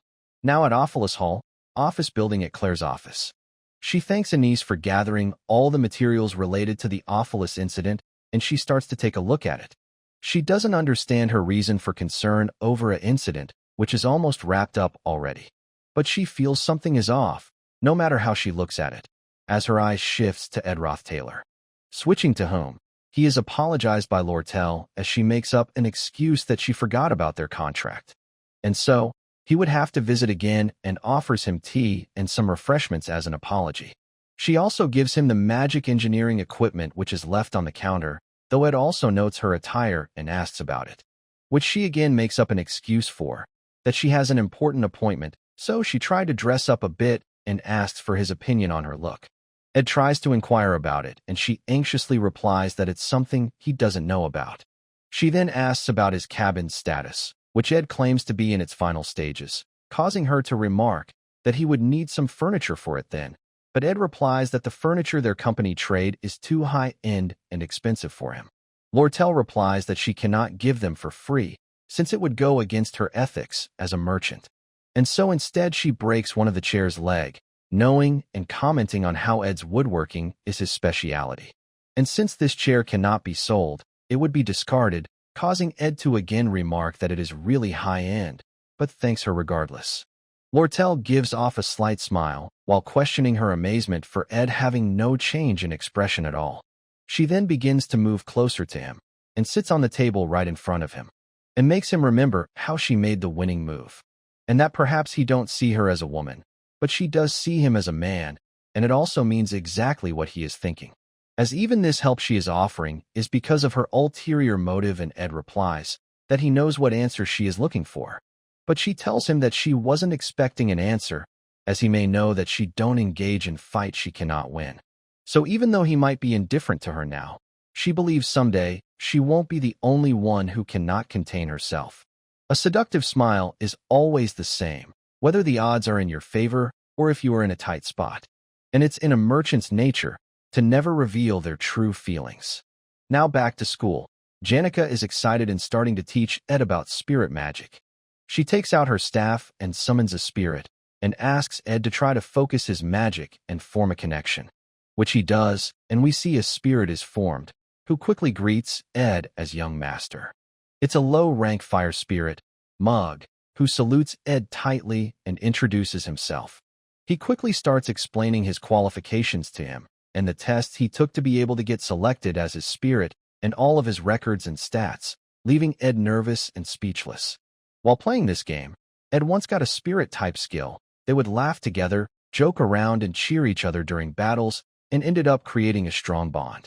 And right now, he is really not getting those same vibes, as he asks Janica, why is he so strict, who replies that since he asked her to introduce him to a good spirit, she selected someone with good efficiency ratio among those she is contracted with. And the process was something she believes was very slightly, teeny tiny complicated selection process, which made Ed question who even planned such process. Which she answers, Tarkan did, who was seemingly really strict with them. And with that, she hands him over the spirit to hold. And Ed immediately comments how warm it is, which Janica explains is something which happens when he connects with a contract spirit, but he has to make sure to not connect too hard or it would get too hot. Ed asks, if he controls the level of connection, can he change the firepower as well? Leaving Janica a bit taken back, since referring it to firepower makes it sound like he is holding some machine.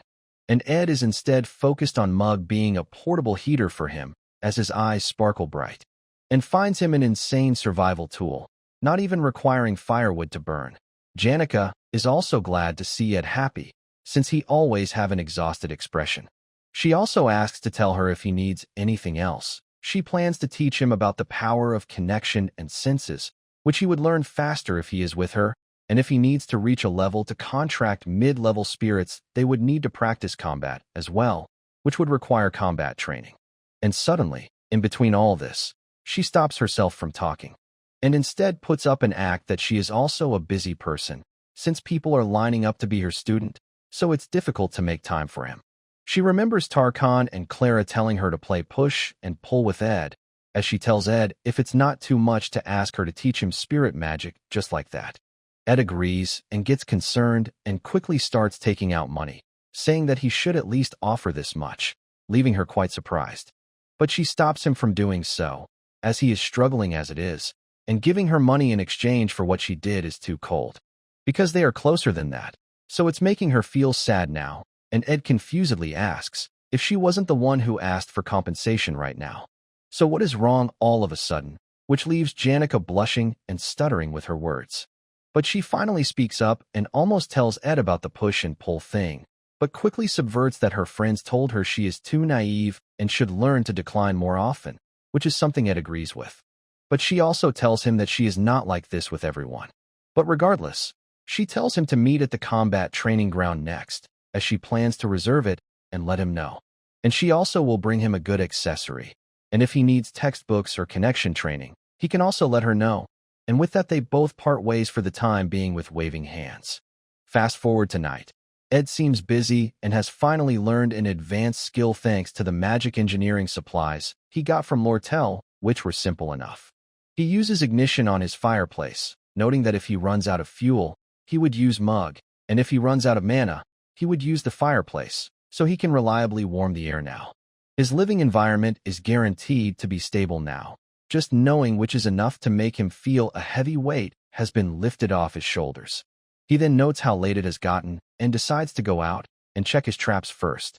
And in the forest, Claire is here as well, who feels like there is a hidden mastermind behind the Awfulous incident, and she thinks it's Ed.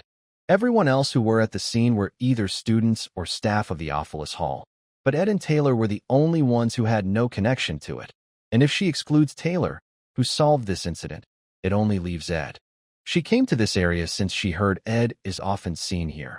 But unless he is eating and sleeping in the forest, she finds it unlikely that he would be wandering here in the middle of the night. Suddenly, she notices a killed animal covered in blood, and sees Ed dragging it away along with Lucy on his shoulder. Seeing Lucy, She remembers that Principal Abel is a great man comparable to the Archmage Glocht or the Great Sage of Sylvania. And even he would need to use his full power against Lucy Merrill, yet she is being carried away by Ed right now, which makes her certain in her suspicion that the Awfulest Hall takeover incident's hidden mastermind was Ed Roth Taylor. She calls herself a great detective upon finding out that her intuition was right. She follows Ed all the way to his cabin and is surprised from what she sees. He drops the hunt on the ground and Lucy inside her small hut, and plans to head to bed as well since he got lots of things to do early in the morning. Claire tries to sneak to Lucy to rescue her slowly, but as she tries to touch her, she gets attacked by her. Claire is quite surprised by her reaction as Lucy questions her identity, and she nervously introduces herself as their assistant professor of the year, but much to her surprise, Lucy goes back inside again. And we see her glaring at Claire from inside the hut while chewing on beef jerky. And soon enough, she quickly flies away while holding the pouch that Ed gave her, leaving Claire shocked. Fast forward to morning. She goes on to Professor Glast and asks if he knows Ed, and he replies that he don't bother remembering the name of worthless trash, but Claire finds it very standoffish thing to say and asks if he knows Lucy then. As that Lucy was overpowered by Ed to the point where she couldn't use her power, which she found out by going to the northern forest, but before she could explain the reason, Glass calls her story all over the place. But Claire begins using magic which has recorded the memory of the first floor of the Awfulest Hall. Glass asks if she got permission, which she didn't, and made up a lie to get the memories. So Glass asks her to write an apology with explanation, which she already did in advance upon expecting this. In the memories, they see Ed striking a pose like a true mastermind, which Claire points out to Glass. He asks if this is all she got, and she again tries to say about him carrying Lucy while she was unconscious, and Glass asks if she is sure that he wasn't just moving her while she was asleep. An argument which leaves her speechless as she gets kicked out while being told to bring an apology and explanation. Glass peeks at the memory, noting that it was in the report as well that Ed tried to stop Taylor and his friends, but they got past in no time. Taylor, born with the way of the sword saint, and Alvira, born with natural insights of an alchemist. So he doesn't believe there is any way someone as ordinary as him could stop those two. That is, until he sees him fight, and we see Glass genuinely getting interested in Ed and being quite surprised. Back to the forest, we can hear a huge explosion and see a dagger. And we see that Ed has added spirit formula to the dagger for explosion. It is something he had since he started living on his own, and now with all these engraving on it, he feels kind of proud. Mug tells him that formula was permeated quite smoothly, and the more he uses the dagger, the better the efficiency would get.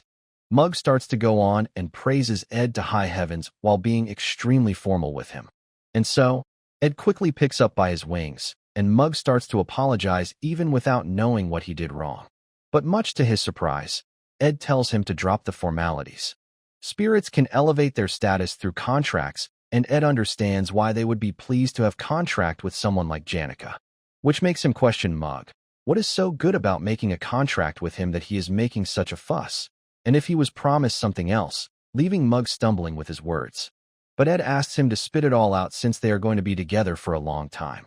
Mug breaks down and apologizes to Ed, as being in contract with him and receiving refined magic from the vicinity of Janica will allow him to grow twice as fast.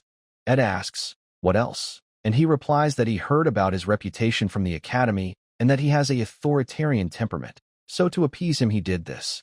Ed understands and asks him to be natural with him, and Mug also starts chuckling and explaining how hard it was to act like that, and expresses his annoyance at spirits being so mean when it comes to their ranking. But Ed tells him to go easy since they are all doing this to live. But regardless, Mug still finds it comfortable to talk to him in a formal manner, which Ed allows him to do so. Although Ed's combat skills are low, he is still making slow progress, and his stamina has greatly increased, not being inferior to an average adult. His storage is stocked with meat, vegetables, spices, and such, and he no longer needs to sleep outside while hungry. He can easily master the classes with simple memory and sequence theories with enough time and effort. Every day is a forced march for him, and while he cannot say these days are gentle on him, they are still much better than when he started. And we now see Ed being suddenly woken up by Janica, who tries to snap him out of it and asks if something is wrong. He replies that he was thinking about something and got out of it, and she tells him to not overdo it as his health is more important. But he has to focus. He got 3 letters today. First was from the academy, second was from the merchantry. But the third one is most important, because it's the evidence that story has already changed significantly. The main event of Act 2 is the negotiation for purchasing of the grimoire. It was originally a tug-of-war between the academy and the merchantry. But since Elt's downfall, the original person who requested the grimoire, Crapin Rothtailor, the head of his family, got involved. Crapin planned to use to research eternal life, and when things got south, he jumped into negotiations. He is supposed to be a boss who appears only in Act 4. But no matter, he decides to exclude him from this episode somehow. If he gets the grimoire, he would walk away coolly, but he gets it after being strong enough to become the final boss of Act 4. It might become impossible to clear the game. The letter includes Kreplin's actions and suspicions about them. It also has an invitation for him.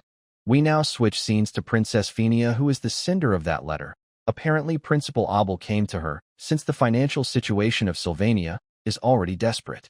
She is unable to provide them as support as she wants, and if this goes on, the merchantry would get the grimoire. She finds it embarrassing to be sold for money when it's something like the heart of the academy, so Abel secretly asked for her help. Phinia finds it strange, wondering how did Crapin knew to participate in the negotiations? Claire suggests that Ed did it, because if he was in his shoes, he would do everything he can to be acknowledged by the family again. But Lortel arrives and calls it doubtful, and asks if someone like her of low status have tea with the princess. Princess finds it unexpected, since she thought Lortel hated her, and she replies that it's an unfair accusation, otherwise she wouldn't have offered him such sincere advice, and informs her that Crapin getting involved in this negotiation is due to her father and not Ed. Hearing which surprises Phinia, and Lortel continues that Crapin was the one who requested her father to buy it for him, but she had no idea about it, and he still plans to get the grimoire. Phinia finds it strange, and questions if Elt's merchants not planning to sell the grimoire to Rothtailor in the end. To her it seems like their two families' interests align. Lortel replies that she has no intention of selling it to Rothtailor family, since it's better for her to not get too close to the business connections associated with her father.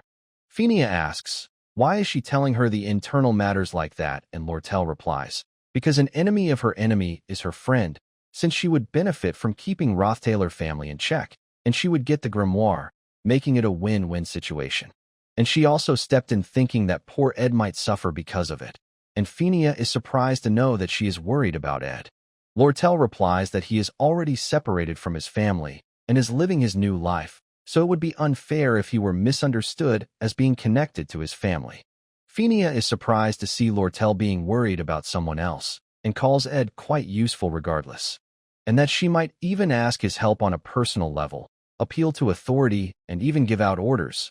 But if he still doesn't open his mouth, then...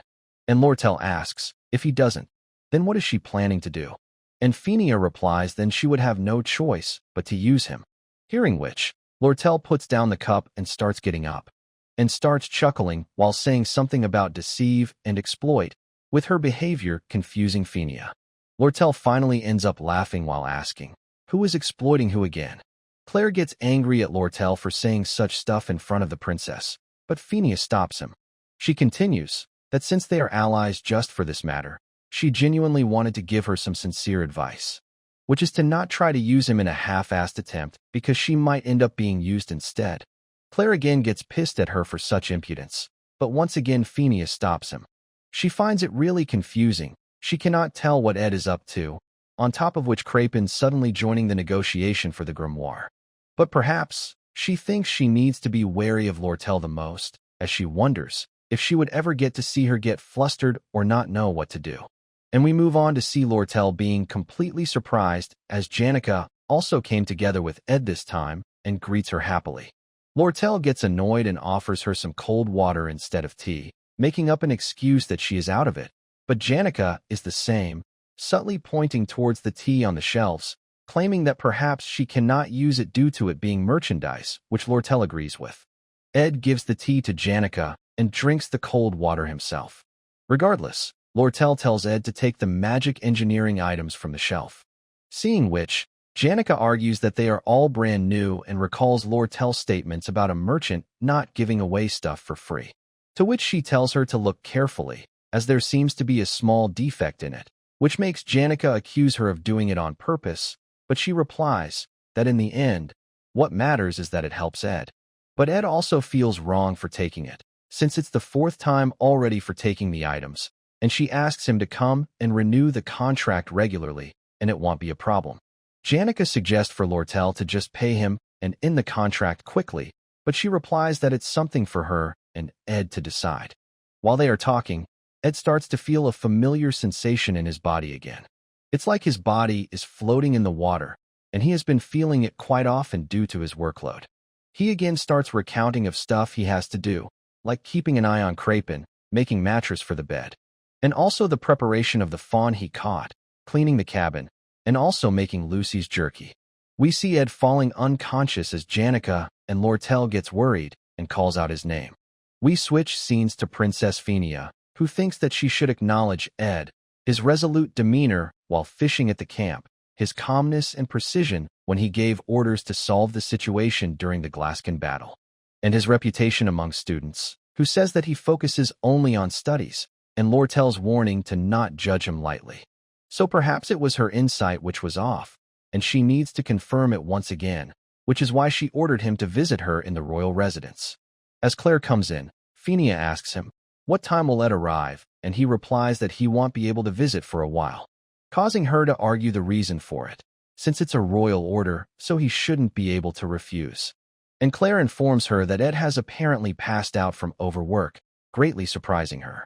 We see Ed starting to wake up and having the exhaustion debuff applied to him. He feels hard to breathe, and his lower belly feels hot, as we see Lucy is laying on top of him. She starts talking about jerky even in her sleep, leaving Ed quite confused at her behavior. Lucy is much lighter than she looks, and despite this, he isn't able to move himself at all, meaning there must be something wrong with his body right now, a total physical breakdown. Lucy also wakes up, saying that she is hungry, causing Ed to ask if she does nothing but eat and sleep. She congratulates him on waking up and tells about his mana being horribly distorted, and he has been overtraining in magic and learning spirit magic as well. Doing it all for months has caused this all. He asks if she was like this the whole time he was asleep, and she replies that it wasn't hard, but it was boring, so she kept falling asleep several times, and that she was walking on eggshells the whole time. It was quite hassle for her, but since it was necessary, they couldn't say much. She then requests Ed to not get sick, since people die from disease, making Ed remember that she watched her grandfather figure die in a bed from a disease. And Ed thanks her for the hard work. Suddenly, we see Jix is here as well, commenting about Ed being finally awake. He walks inside, and we see Lucy noticing him and quickly tries to get off of Ed and fly away from the chimney, making Jix question Ed, just how many times does this make it? But it does make sense for Jix, for strong men to have several partners, and assumes that he has been perhaps viewing this civilization from a rigid perspective. But regardless, Ed asks his reason to be here, and he replies that Janica is out for attendance and Lortel said that she couldn't delay business any longer. Ed also asks about his hair, to which replies it's his autumn style. We then see him feeding Ed by hand, who finds it quite weird, but Jix replies they cannot do anything about, although it would have been better if someone like Elka or Clara did it. But Lortel said absolutely no woman allowed. Ed then tries to check up on the scenario, and asks about hearing a rumor that the alchemy students secretly mass-produced mandragoras and caused an accident. And Jix replies it was that troublemaker Elvira, but Taylor and Clebius took care of it quickly, which makes Ed relieved that Act 2, Scene 5 wrapped up nicely. He then asks about hearing about a monster sneaking into the Academy's underground system, which Jix says was taken care of by him and Taylor, which makes Act 2, Scene 7, wrap up nicely as well. He then asks, for how long was he passed out for, and Jix replies it's been 10 days, which shocks him. And also that he cannot meet Janica and Lortel since one of them is at Academy right now, and Lortel has an important negotiation to prepare for tomorrow. Ed gets worried, as he thought he only slept for 2 to 3 days. He quickly calls out to Jix, and tells him that he has to send a message to Lortel right now. The day after Ed woke up, Act 2, Scene 10, the one full of variables, the struggle over the sage's sealed grimoire has started. And the ones involved are Princess Phenia Kloll, the representative of Elt's merchantry leader, Lortel Ketchum, and the man who strayed from the original storyline. The patriarch of the Rothtailor family, Crapin Rothtailor, the final boss of Act 4.